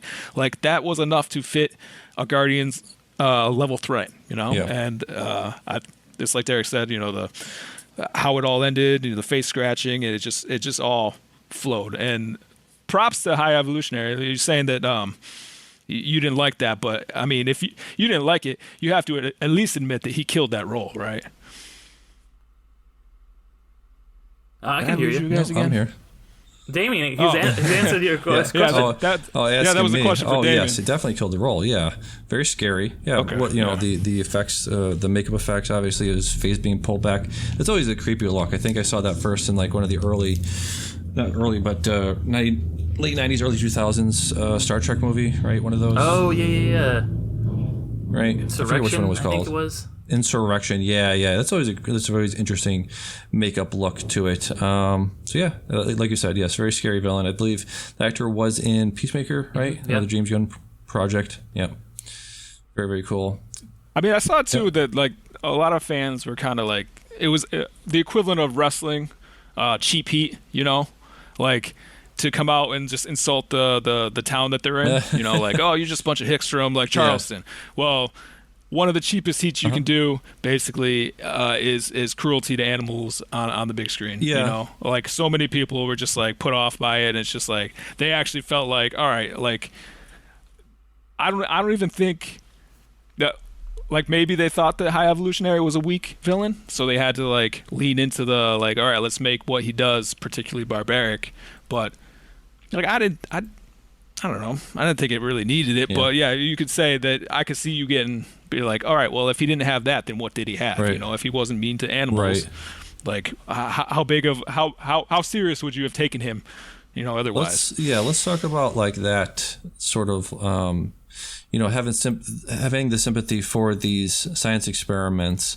But I want to sort of get into a little bit of one of my nitpicks of the movie is that they were saying from the beginning, and I think they said this before in other movies, of like, don't kill people. And then Drax is like, I'm going to kill one guy. And he's like, no, nobody. It's like, one guy nobody cares about. Now you're just making it sad. They kill a lot of people in this movie. And it seems like they're... I get that you're not going to be a perfect person, but it's Gamora's fault. It is Gamora's fault, yeah, basically. But no, and she is not like the guardian of the galaxy anymore. She is new Gamora. Sure, but they make a point of saying like, let's not kill anybody, and then it's like the next scene they're just mowing down a hallway of people that they probably maybe didn't need to kill. But if you look at like, yeah, I mean, but once the guns start flying, sure, you really have no choice but to shoot. Sure, and look at the beginning fight with Adam Warlock. Oh, sorry, I forgot to mention spoilers for all of this stuff. I tried to do early on of like let's keep the spoilers till the second half, but spoilers for all this stuff. Adam Warlock comes into nowhere, just beats the shit out of all of the Guardians. It's only when he's, Drax is down, he's out, and Adam Warlock is still punching him over and over again, and he won't stop. Then you have, was it Nebula that put the sword through him, the flaming sword through his chest? Yeah. Yeah, that was the only time that they went lethal. So, I mean, I don't know if it's a nitpick, but just an observation about how they are sort of making a point to multiple times saying we need to save these people, their science experiments, we need to not kill, blah, blah, blah. But then seems like a lot of killing happened in this movie. Yeah, I think the one point when that really bugged me was, and it wasn't the Guardians, but it was the way that the film itself handled it, which was you get introduced to that whole planet of like fucking furries, and in most Marvel movies, it's about, like Guardians 1. I know you said, like, you think that Guardians 1 didn't have a typical Marvel ending. I think it kind of did, because it's all about, this planet's going to be destroyed. If this thing touches down, we just got to stop it. This planet that we have no emotional connection to or care about at all. It just happens to be an Earth-like planet. And this is another Earth-like planet with... And then we are introduced to, like, characters on it and have an emotional connection. And then they just die off screen, and, like, no one cares. It's like, all our emotional weight is concerned with the characters that we know and care about and saving Rocket, whereas this genocide happens down on this planet and it's kind of swept under the rug. It's an afterthought. Yeah, exactly. Yeah. Yeah, you forget all about it. Yep. Yeah, what was the... And even and to piggyback on that too, like the whole movie was about like taking these animals, turning them into like this perfect being, but obviously having your versions of them that are, you know, grotesque and obviously high evolutionary, transformed some animals, rebuilt them into servants doing their bidding. And there were plenty of times where, like, what was it, Gamora, like straight up just ripped that pig robot's head right off, and she was just holding it. And it's like, oh, okay, so people are down with, or aren't down with animal cruelty to a point, but like when it's that animal that's attached to a robot and it's shooting at them, then it's like, all right, well, let's rip that one's head off. I mean, we do a similar thing, right? It's like we the things that the animals we eat versus the animals we don't eat. It's based on how cute they are, right? Yeah. Sure. Yeah. I mean, think about it. We eat pigs and other animals that aren't and cute. you know, you can't cast stones at it either. It's like, are you going out and killing your own animal or whatever? You're treating the animal with respect, you know, like that. You can get a whole thing going on with that, and understandably. Yes. But I know what you mean.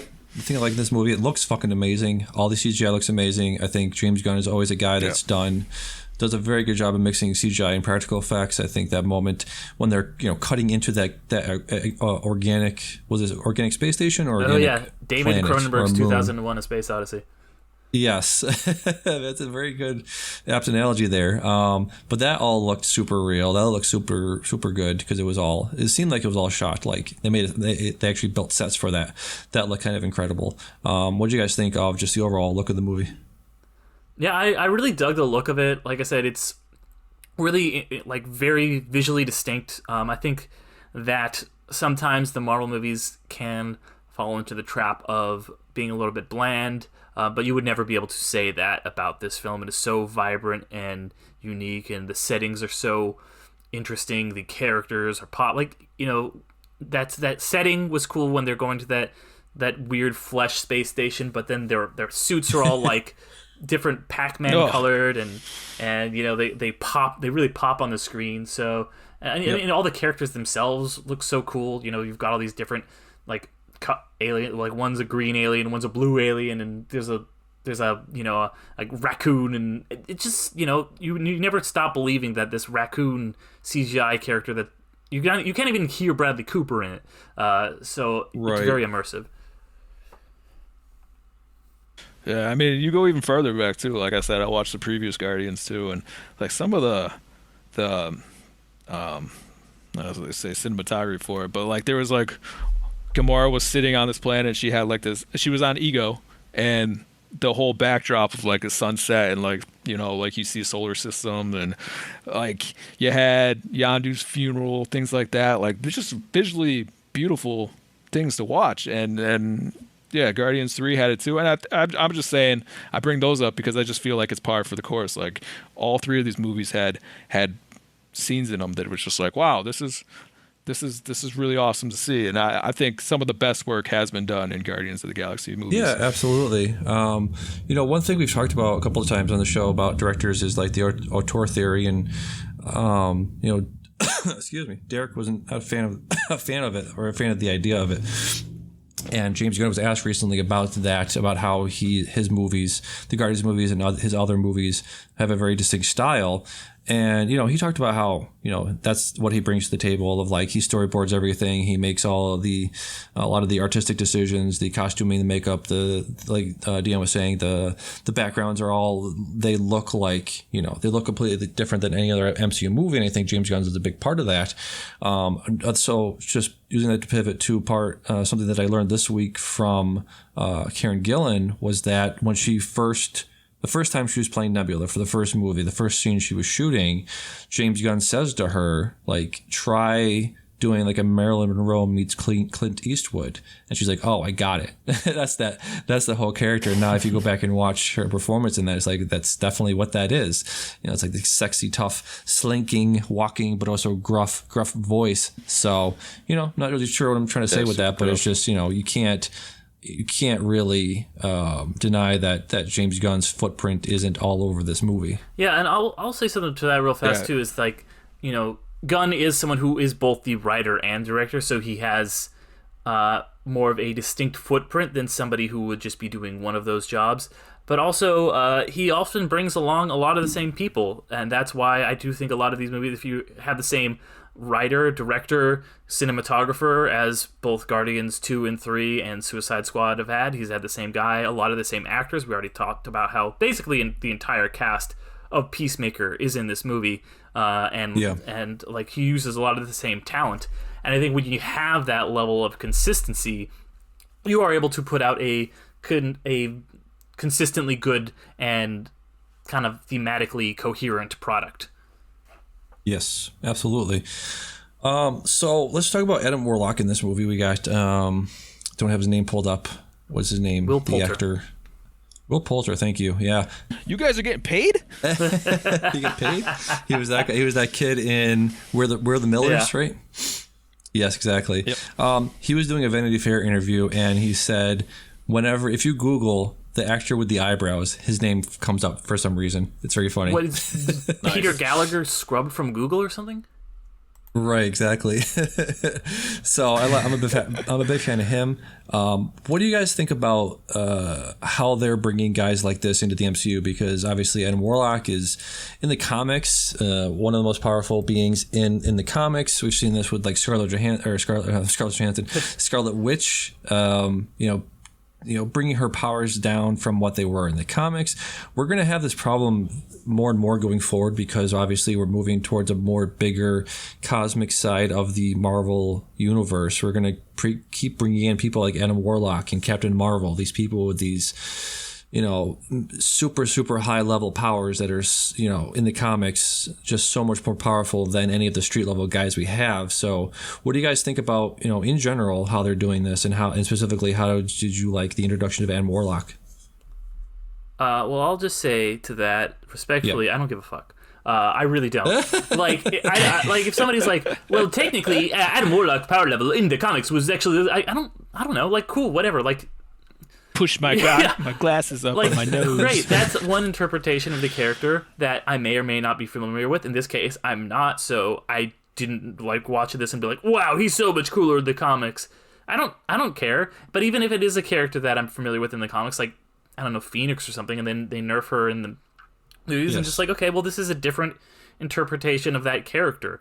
This is not a novel or something where it needs to be a verbatim beat for beat adaptation or something. This is taking some characters and giving us another version of it. And, down the line, if they want to say, like, oh, this was just his first form or whatever, and he powered up, or like he was, like they said at this time, he was like not fully cooked in his cocoon and he was just like getting started, like that's fine. Like these characters don't all need to be the same thing. Like with Spider-Man, one thing that I know, rubbed a lot of people the wrong way is like they gave him organic webbing and then they changed that in the comics, and then they made a new version of Spider-Man that didn't have organic webbing. They changed it back in the comics.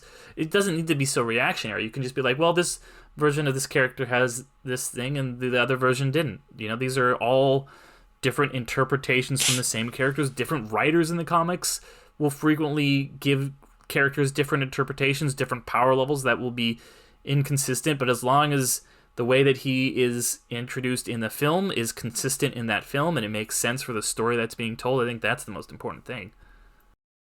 Yeah, I think you're mostly right. Yeah, go ahead, Dan. No, I was going to say I agree with that too. You do your thought first. Yeah, I was just going to say, like, I agree with it mostly. It just, the thing about the comics is that you go to them. Obviously, okay, so I can go to them and that's a completely different dynamic, right? You have just so many different stories you can tell that way. It's a completely different medium and it's a completely different world and a completely different power set. Okay, yeah, I agree with you there. And we can just have, different experiences with the different mediums. That's totally understandable. My worry is just like you have characters with such a different power sets and power levels, and what we're probably going to have to see, and I do think they're doing the best they can with what they have. It's all going to be like the ceiling is going to be brought down and the floor is going to be brought up, and everybody, whether they're cosmic or ground level, they're going to have like the ensemble movies, right? They're all going to come together. So not my worry, but like just the thing that's going to be have to start happening is they're all going to be brought down to like around the same level, and it's just like they're not. One guy's from space, one guy's like a demigod, and I do want to see all these people brought together, because that is one of the big selling points of the shared universe, is seeing all these people on screen at the same time. So I guess my concern is that they're all going to pretty much be like, Doctor Strange is going to be this power level, and Scarlet Witch is going to be this, and Adam Warlock's going to be around their same power level, and so is somebody like Captain Marvel is going to be that too. But it's going to be like, then you have to bring in also somebody new like America Chavez. All of these people that are in the comics are substantially more powerful and more can do more things. You're just going to make them all sort of shoot beams out of their hands and have the same sort of power sets. And I do think in the comics, they have distinctive power sets and power abilities. So I'm just worried that it's all going to be like, oh, look at those 5 people that can shoot beams out of their eyes and can fly, It could definitely get to that point. You think like Dragon Ball Z or something like that, where like power levels mattered at one point, and it doesn't. Power levels did not matter. Yeah. Because every time a Saiyan died, you come back, and then now you're double that power level. It's like from Incredibles. If everybody's super, nobody exactly. is. There you go. I was just trying to say. Yeah. Yep. Yeah, you're gonna find that too, and it's just like, all right, well, what you might see is that we might see more fights on something like when all the Avengers were fighting on Titan against Thanos, on a planet where there's no consequence if it like you destroy everything in sight. You can like have this full like display of power. You might see more stuff like that. I mean, that's really what it is. You're going to bring in these stronger people, and you're going to have to find a villain that's going to be on par with that. And for the most part, to the viewer, it's going to look like just the regular Avengers fighting against Thanos on Titan. Yep. Yeah, you can always have Kate Bishop off to the side, shooting some people with arrows. She doesn't need to fight Adam Warlock. Sure. Yeah. Right. Yeah. She could do the Hawkeye stuff. Stuff. Yeah. Anything that I haven't written down here, you guys just want to mention that stood out to you in the movie? So any scenes, any lines, any fight set pieces? I do want to say that I think one thing I liked a lot was the look of Groot. I like that he's a different character than the original Groot. That's something that kind of gets glossed over, but he's actually the original Groot's son, and he looks different, and I like that. I also really like the arc of Gamora, and they don't do the thing you're expecting where it's like, oh, Peter and her are going to get back together. It's like, no, she had this other life and other thing, and she's not that same character, and it's really nice. It's like, sometimes for whatever reason relationships end, and it is kind of impossible to recapture that, and I liked her story, and she's not a Guardian, she's a Ravager. She has this whole other thing, and Peter's trying to convince her she's a Guardian. In the end of the movie, she's not. She just goes and leaves with them. But I think the big standout in this movie for me has been, and probably I think one of my favorite MCU characters, who just started out as an interesting villain, but kind of an interesting just side character, was Nebula. And over the course of these films, she has grown to become absolutely my favorite Guardians character. She's so great in this. Her interaction with everyone is phenomenal. I really like the place that she ends up. She's grown so much as a character from those first few films. And yeah, she's, and as it will reflect in my top moments list, I really loved her whole journey. Yep, exactly. Well said. Let me see here. Yeah, just a couple of things I forgot to mention. Groot saying, "I love you guys." Did you guys see that? James Gunn pretty much said that is insinuating that the audience is part of the Guardians. Did family, James Gunn say that? I heard that was just like I believe so. Theory. I believe so. Okay. I believe so. I mean, it definitely is what. I mean, he didn't have to say it to understand that. Like, the whole time they were pushing the issue, like, especially, like, right before that, Gamora, she couldn't understand what Groot was saying. And then she did understand what Groot said. Yeah.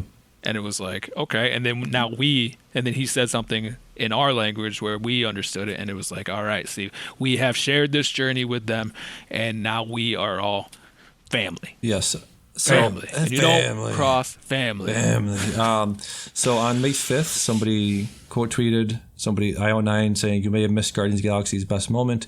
And then somebody says, "I really needed this to be true," at James Gunn. James Gunn says, "Spoilers." Yes, that's exactly what it means.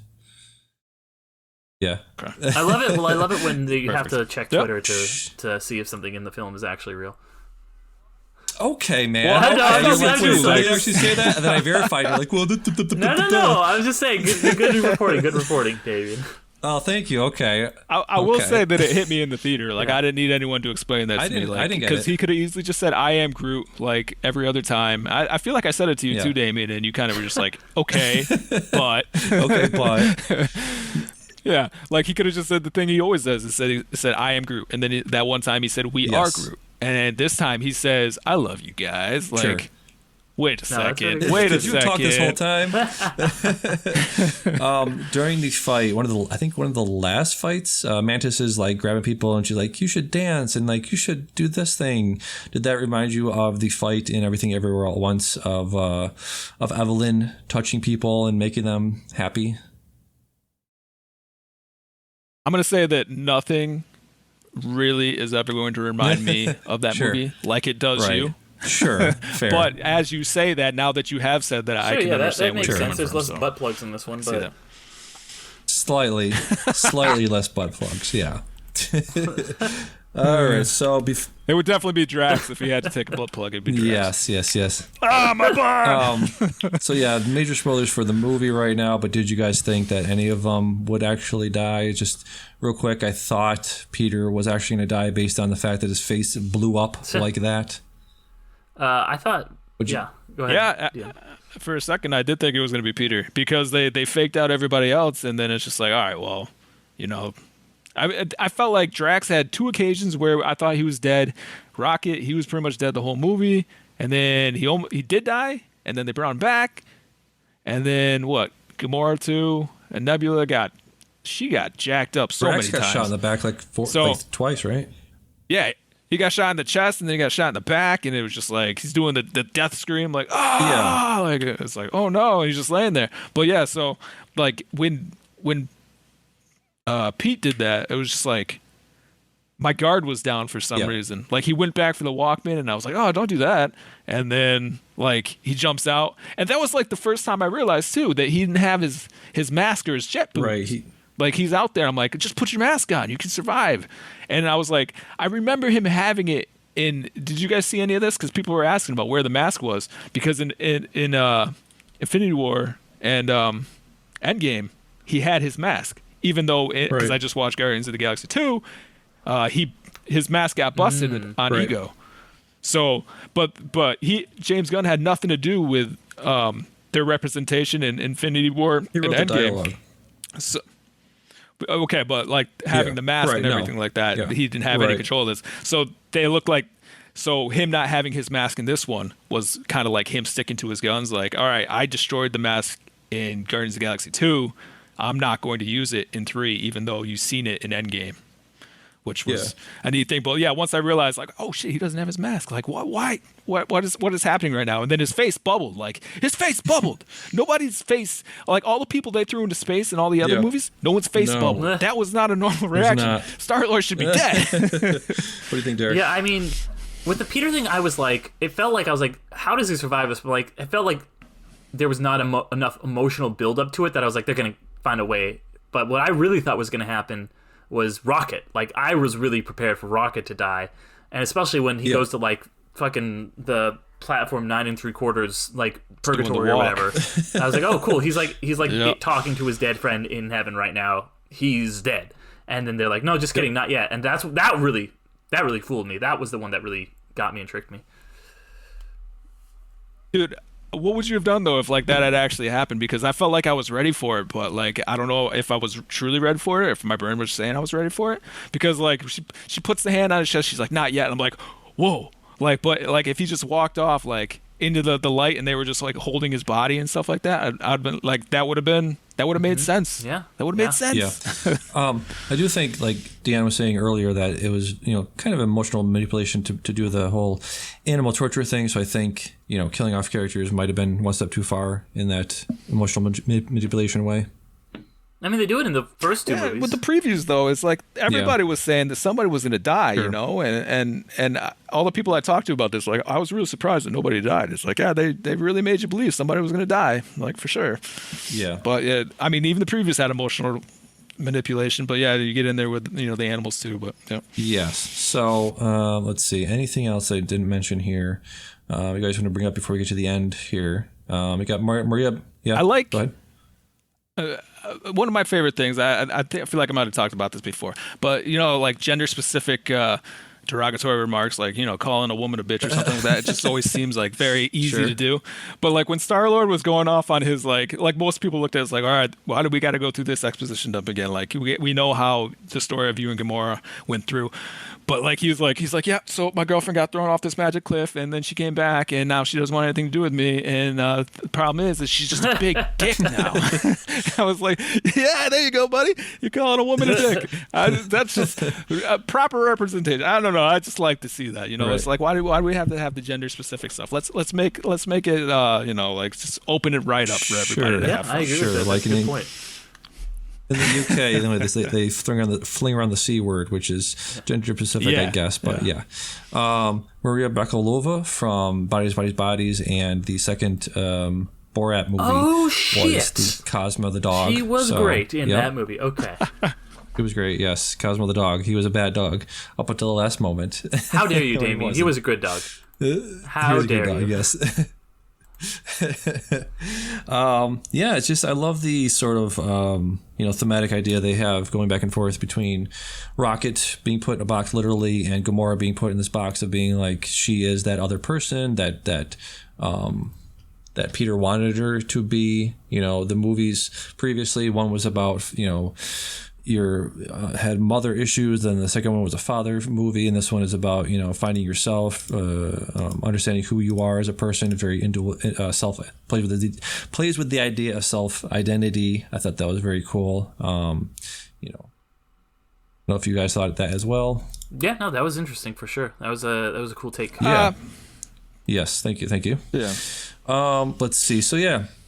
Just the end of the movie, Florence and the Machine plays, like you said, I think Derek mentioned before, really got me. Really got me. I have to mention real quick, I know I'm sounding like a broken record, but bad theater going experience. People were drunk in front of me, and I finally had to say to this lady to put her phone away because she's constantly going in and out of the theater, but still had great experience, very emotional experience with Florence and the Machine playing at the end. I don't know if you guys ever saw this viral video of Florence and I think her guitarist in a hospital room playing to a girl who's got like stage 4 cancer. I don't know if you guys seen this video. I have not. No. Yeah, no.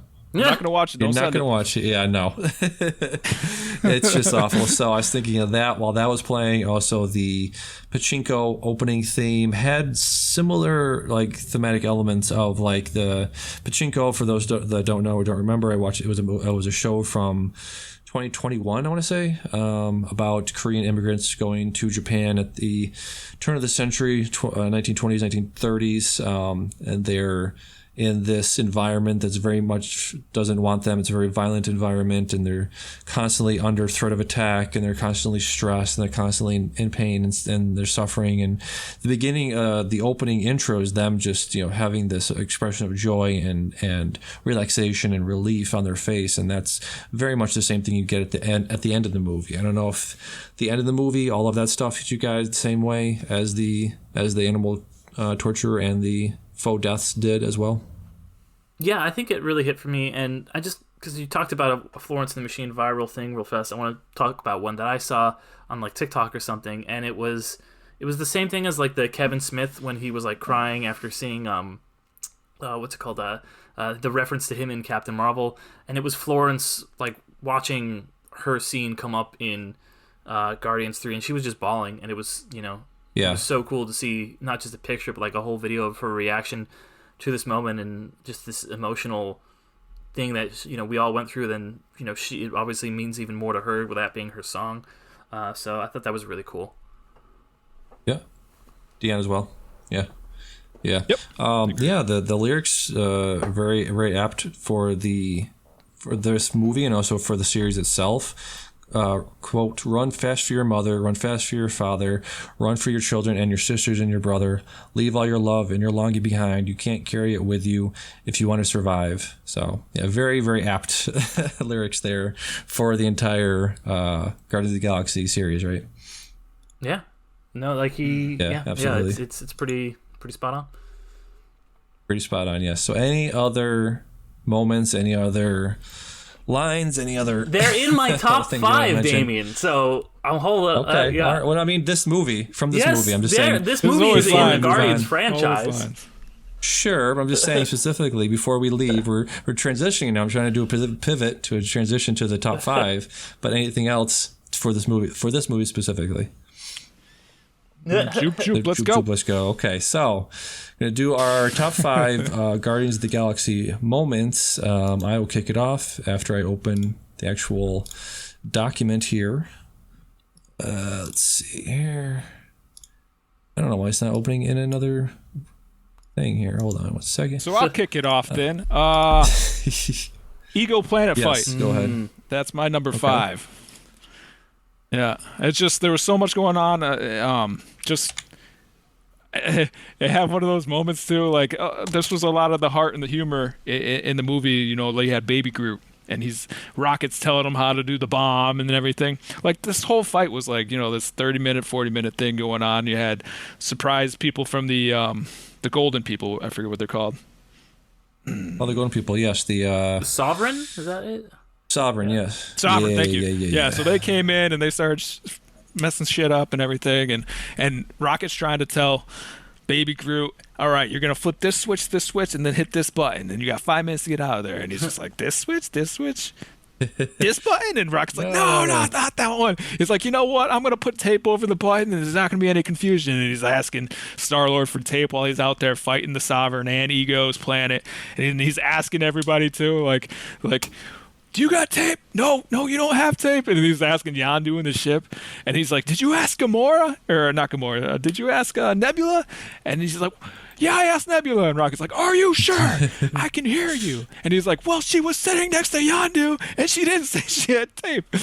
And all this is going on during a battle. It was fun to watch. And it's just, I talked about it before where the whole high evolutionary, you would think that he's a weak version, but like, what do the Guardians do against an entire planet? And that's some of the stuff that was happening too. Like, you had these columns of rock just flying up out of nowhere. You had tendrils coming out of the ground, like pulling people back down. And then you just had like the whole, and when Quill used his like celestial powers too, like his fight with Ego, like it was just it was wild. They're just running into each other. Ego's turning into this giant statue of himself. Star-Lord's turning into a giant Pac-Man. Like, it was all over the place, and I was there for it. Yes, exactly. Derek, what's your number 5? Yeah, my number 5 is the moment when Thor and the Guardians meet up in Infinity War Part 2.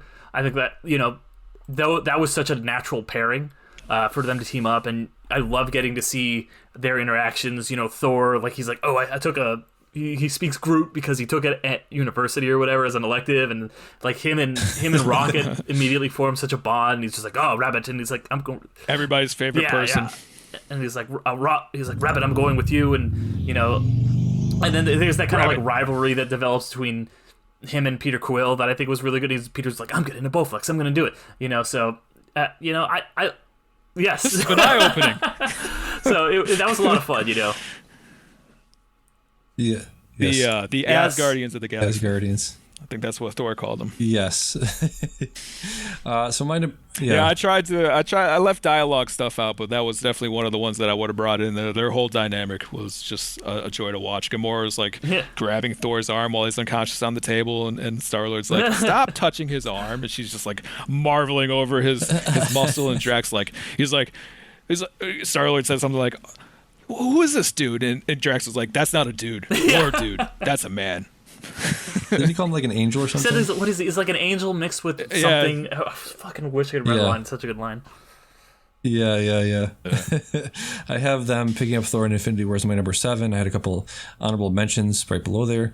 But my number 5 is breaking out of the Klin in the prison break scene in Guardians 1. It's the first time they actually work together. You have that moment of them sitting down to the table. Then Rocket is explaining the plan to break out of there, and you see Groot just slowly walking to the middle of the room, just grabbing the thing off the wall as Rocket is being like, so now, listen, whatever you do, don't go and do this thing first, otherwise it'll set off the alarm. We want to do this one We're last. This thing last because it set off the alarm and everybody's going to know what we're doing. So one of the... I like how one of the steps, too, that he gave like to Star-Lord was to get that guy's leg. And he's like, I didn't need the leg. I just thought it'd be hilarious. Yes. He'd wake up and be like, he doesn't know where his leg is. Yeah, really great scene. One of the first times you see them working together. It's funny that he has such a fascination with stealing body parts of people, like given what he went through. Yes. Like all his friends were missing body parts, but he was like all four. There was the leg in the first one. The second one, when him and Yondu were in caged up, he was trying to get Groot to go get Yondu's fin, and he comes back with one of their eyes, and he's just like, Yondu's like, go return that, and he's like, no, leave it here. Why do you want an eye? Because it's gonna be funny. Or like the whole Bucky arm thing in Infinity War. That's such a good moment, you know. It's like, oh, this is a good callback. Get that on. Yep. I forgot all about that one too. Dion, what is your number 4? My number 4 was the Yondu funeral. Okay, that's my number 6. I had that right outside top 5. Right outside, yeah. No, that was cool. Like, I mean, all of the Yondu stuff leading up to it. This was also Guardians of the Galaxy 2. It was just cool. His redemption arc in that movie. Him coming down, he was like hanging on his little arrow hook, and he's like, you look like Mary Poppins. He's like, was he cool? He's like, yeah, he's cool. And he's like, I'm Mary Poppins, y'all. But to redeem himself, and then like to have that funeral that he didn't think he ever deserved or was going to get, after having that conversation with Rocket, like your first glimpse of how broken Rocket is inside, and Yondu understands that, and their dynamic too, where he was just like, are you a full-time asshole or what? But yeah, it's just, that was one of the beautiful scenes too that I was talking about, where it's just like that funeral, all the fireworks, the lights, it's just like everybody coming to show their support, like, you know, just that was one of the things that when I think Guardians of the Galaxy, that's one of the scenes that I remember. Yes, absolutely. Derek, number 4 for you. My number 4 is the end of Guardians 1, when they all, like, you see Peter, he grabs the Infinity Stone, it's starting to fuck him up. And then slowly everyone else starts, they get pulled into this thing, and they're all holding hands, and it's like together through all of them, they can like contain the power just for a second. And I think that was such a cool visual metaphor for the whole message of the movie. It's like all these ragtag group of people who are, you know, individuals or just like a pair of people. They're all very singularly minded, and they come together as a group, and together they're so much stronger and able to accomplish things that they could never do on their own, and it's literalized in that moment, and that's the ultimate moment of triumph for them. So I thought that was a perfect ending for that movie. Ooh, child, things gonna get easier. Break it down. Someday. Yeah, that was actually my number 2. It was Star-Lord barehanding an Infinity Stone. That is epitome of badassery. Well, like, you didn't realize at that time that he's like part celestial, but like that didn't really even matter too much, because he's not on Ego's planet. But he had it in him, didn't he? Like it was only amplified when he's on Ego's planet. Okay. Like that was one of the points in Guardians of the Galaxy 2. Like, Ego was stressing to him, you're immortal while you're here. Yeah. So yes, while it was cool, like total reactionary, he just went for that stone and he was just standing there taking it. Like, it probably would have ripped him apart eventually. But the fact that he had the balls to do it in the first place was like awesome. And then to say to piggyback on what Derek said, Gamora coming up, holding his hand, Drax fighting to get to it, even Rocket like reaching up with his little raccoon hand and grabbing Drax's leg. It was good stuff. Great stuff, yes. Groot would have been there too if he didn't sacrifice before that. True. We'll talk about that later. Yeah. My number 2. Yes. Dion, what is your number 3? My number 3 was the Guardians of the Galaxy 2 opening. Yes, indeed. Where they were fighting the battery monster. I forgot to mention my number 4. That is my number 4. I forgot to mention mine. Yep. Oh, that's your number 4? Nice. Yep. Sweet. Well, I mentioned Go it for ahead. you. Yeah. So, well, you want to talk about it because you were going to mention it? Yeah, just like I said, it's similar to my number 5 of things going on in the background. I think that's one of James's Gunn's favorite things to do is have hilarious things going on in the background, having something going on in the foreground.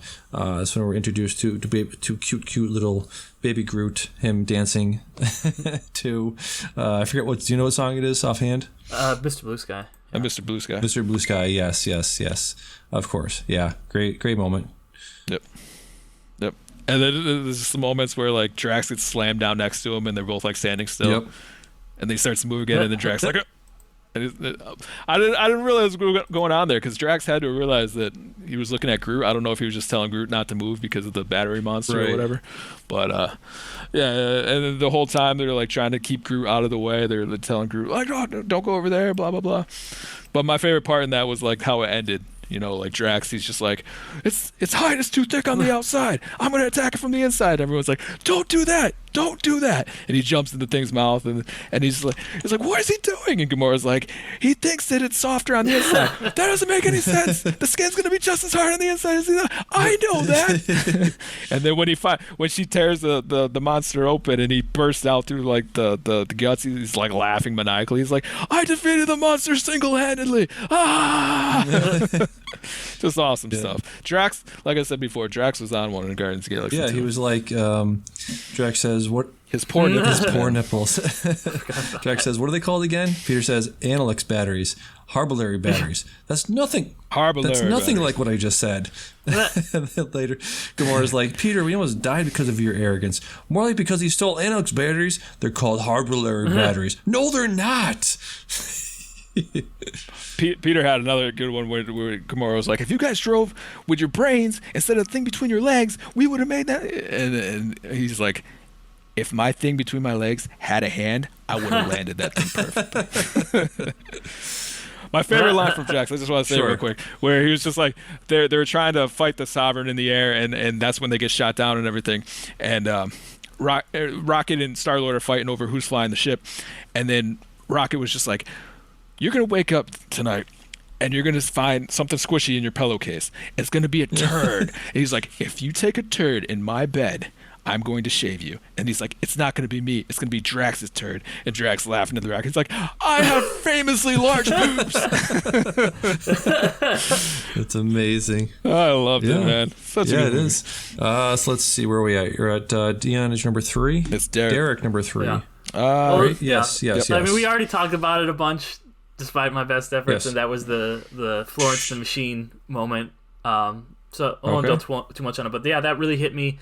Felt like a really great emotional release after a very dark movie, and just a great trilogy. Was just a great way to end it, to like have these characters experiencing the joy of this song, which is, you know, like I said, I've had moments like that in college where you're just blasting Florence and you're just having a good time because it's such a joyous song, and it felt like the absolute perfect conclusion for these characters to let them just kind of be having a good time, to be dancing to this song that they're listening to on a Zune from 2009 or whatever.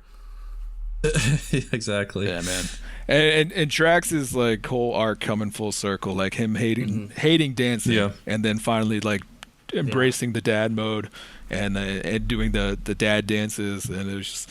I know how you talked about how Nebula had like this, and I agree with it. Like her arc was pretty awesome, but like Drax, I don't know, it was just something, maybe just being the dad or two or something like that, but just like him, just like even when they were in the releasing the kids and everything, like he's like joop joop and he understands what the kids are saying, and it's like, why didn't you tell us you knew how to speak their language? It's like, why did you never ask? Like he's just like this low key, like one of these great dads, and it's just at the end of it, it's just like he's finally at peace with it, and I just thought that was really cool. Yes, indeed. Dion, what is your number 2?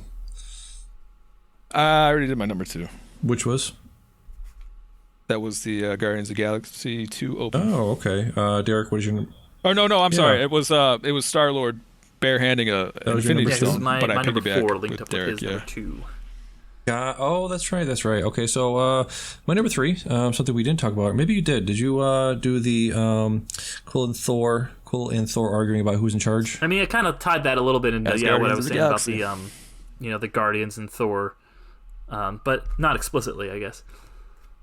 Yeah, so at the end of Endgame, everyone's sort of, packing up and going their own directions, and you have Thor going on the ship with the Asgardians, the Asgardians of the galaxy, and you have Quill being like, "Yeah, I am in charge. Everyone knows that I am in charge," and Thor is like, "Yes, Quill, you are. Yes, Peter, you are." And he's giving him those eyes.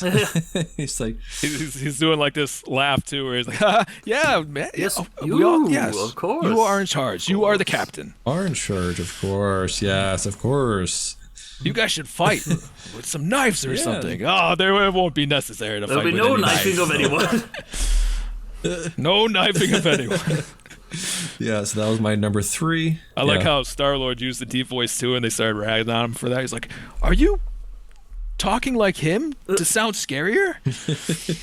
And he's like, "No, this is just my voice." I'm like, "That's not your voice. Your voice is deeper right now." Yeah, so that was my number 3. So what do we do? Dion's number 2 already? The only one I haven't done is my number 1. Okay, so Derek is your number 2? Yeah, my number 2 was, and if people haven't noticed, I'm kind of doing, there's a pattern here. I'm doing at least one from every movie the Guardians are prominently in.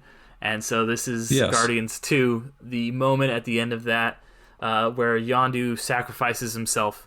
He has the great line about, "He was your father, but like, I'm your daddy." Yeah. Like, that was so great that Yondu becomes such a more interesting and powerful character in that movie. It's just, the Guardians movies are all about found family and this kind of adoptive father that Peter had, and they've always had this, very, very turbulent relationship. But for him to, and Yondu's arc is really interesting. He's a character who's really felt, like he's made big mistakes in the past, but the one good thing he thinks he's done is to raise Peter, and he says that in the film, and that moment when he dies, it gets me. And I think that's why so many people thought one of the Guardians was going to die in this movie, because the second one ends with that huge emotional gut punch, which it's still one of the coolest things I think is in any Marvel movie. Yeah, absolutely. And just talking about Yondu real quick in relation to, Rocket, who was the main character of the third one. I think James has talked about, Rocket being, one of the main characters, if not the main thrust of the Guardians story. In Guardians Volume 2, you have Yondu saying to Rocket, I'll just, drop it in here. I'll find the clip later. I'll drop it in here. But he's saying basically, I know you. What are you laughing at me for? You can fool yourself and everyone else, but you can't fool me. I know who you are. You don't know anything about me, loser. I know everything about you. I know you play like you're the meanest and the hardest, but actually you're the most scared of all. Shut up. I know you steal batteries you don't need, and you push away anyone who's willing to put up with you, because just a little bit of love reminds you how big and empty that hole inside you actually is. I said shut up. I know them scientists what made you never gave a rat's ass about you. I'm serious, dude. Just like my own damn parents who sold me, your own little baby, into slavery. I know who you are, boy, because you're me. You have this tough exterior, but, beneath that, you're really just a hurt, scared little thing. Yeah, you're scared. Yeah. So, yep. Great moment there. It's like, I know you because you're me. me. You're me, exactly. I watched the end of that today. Yep. So that's...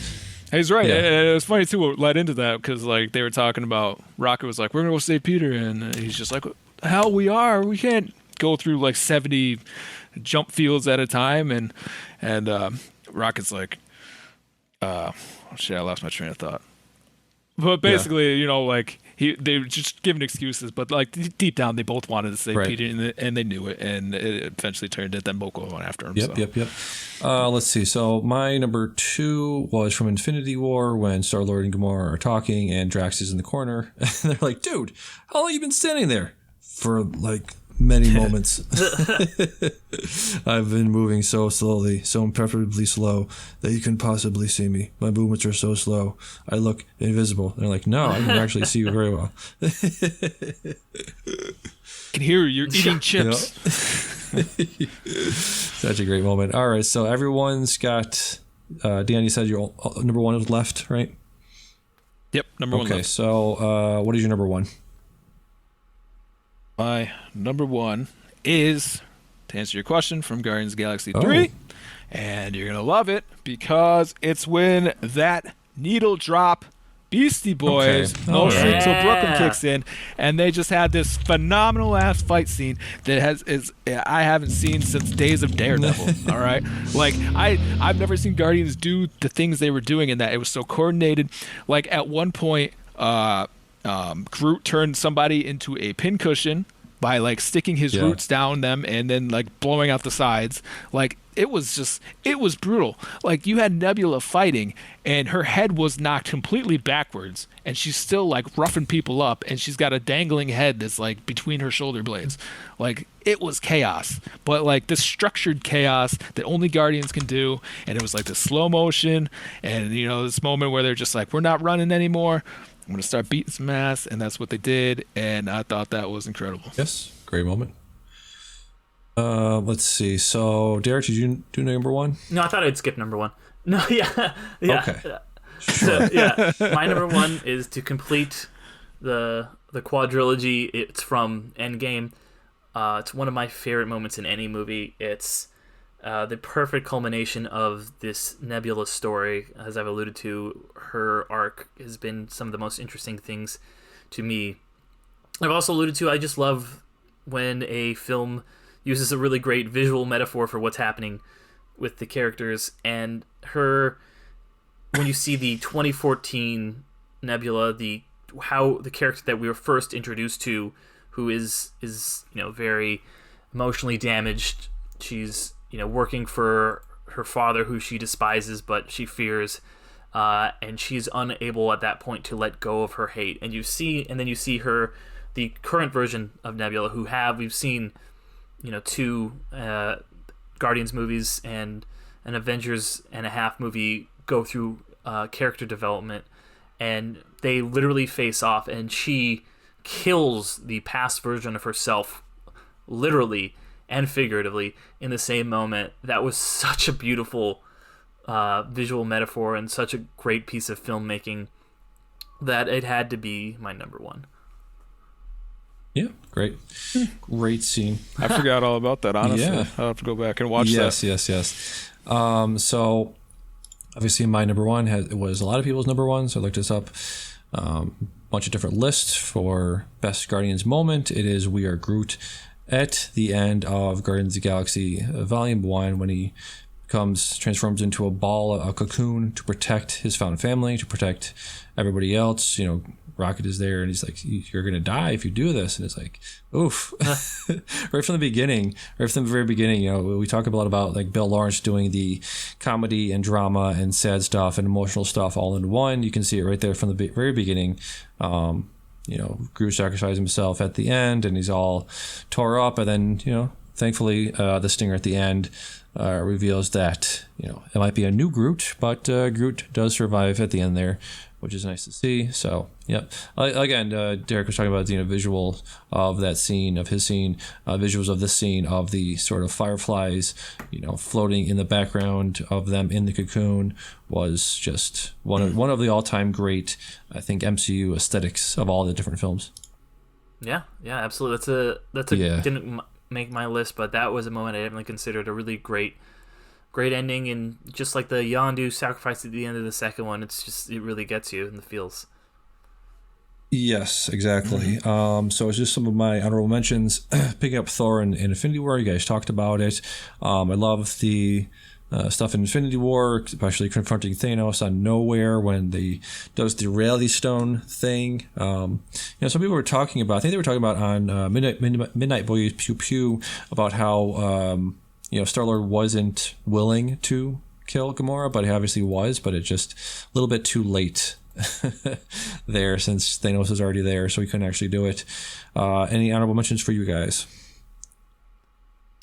I have one where Star-Lord, he put the bomb on Thanos, and then he drops back through one of Doctor Strange's portals while flipping Thanos off, and says boom as it explodes in his face.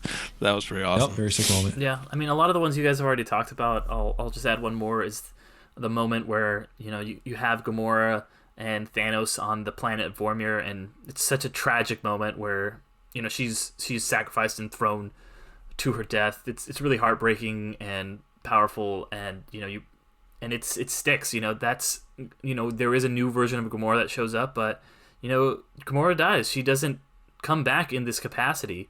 That's the end of her. Like, Peter is never able to recapture that.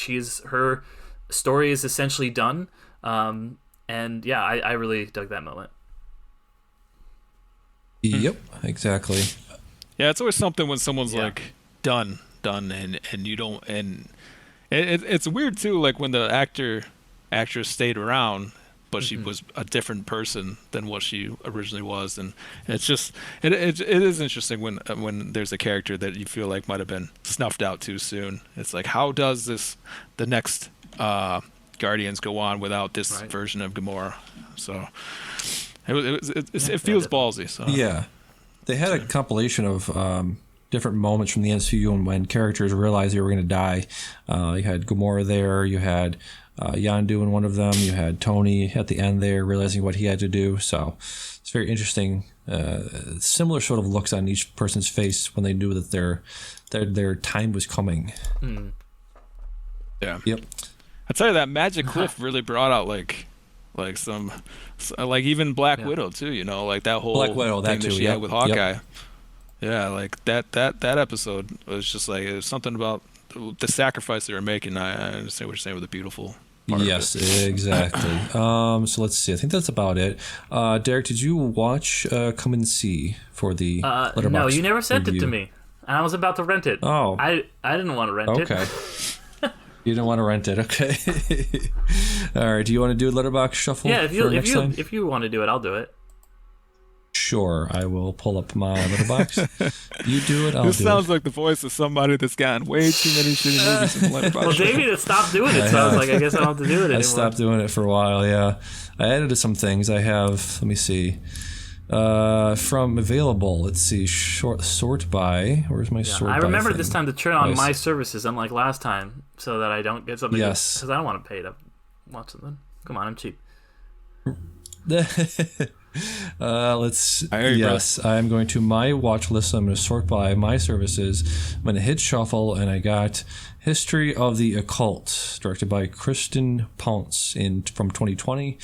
The synopsis is: during the last broadcast of 60 Minutes Before Midnight, the most watched journalistic program on television, Adrian Marcato could expose a conspiracy and link the government to an obscure secret society. Is that a Interesting. documentary or? All right. I don't believe so. I squeaked there for a second. But yeah, I don't think so.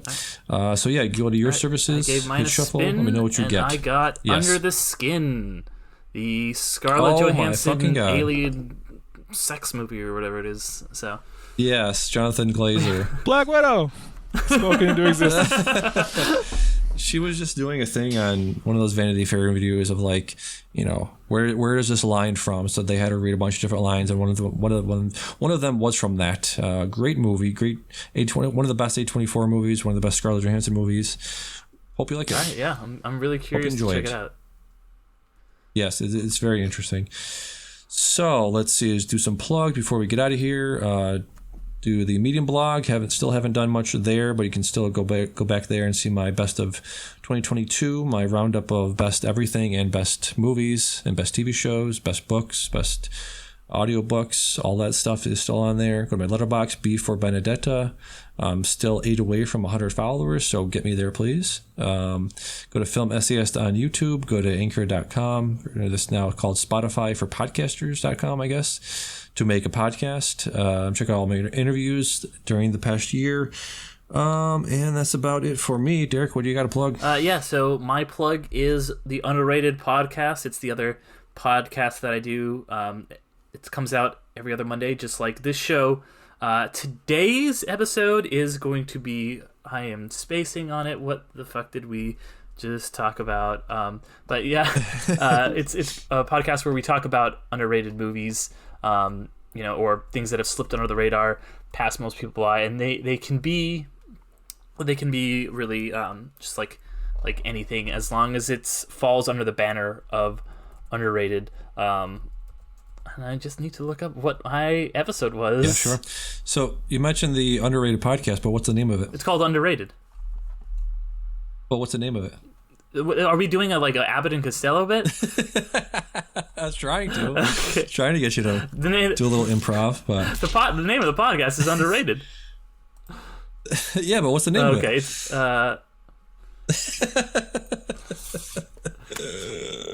Dude, what does it say? Sweet.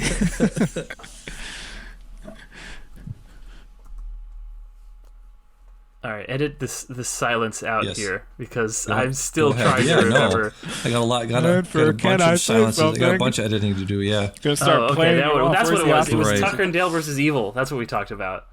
Oh. Yeah. Oh, Love good that movie. movie. Great movie. Had a bunch Great of fun movie. talking about Check it. that out. Yes. All right. So thanks for joining me, guys. Thank you, Derek. Thank you. Thank you, Dion. Thank you, Damian. Thank you. Derek. Thank everybody. Yes. So for Can I Say Firm handshake. Firm handshakes all around. So for episode 163 of Can I Say Something, I've been Damian. I've been Derek. And we'll see you next time. Bye-bye. Bye.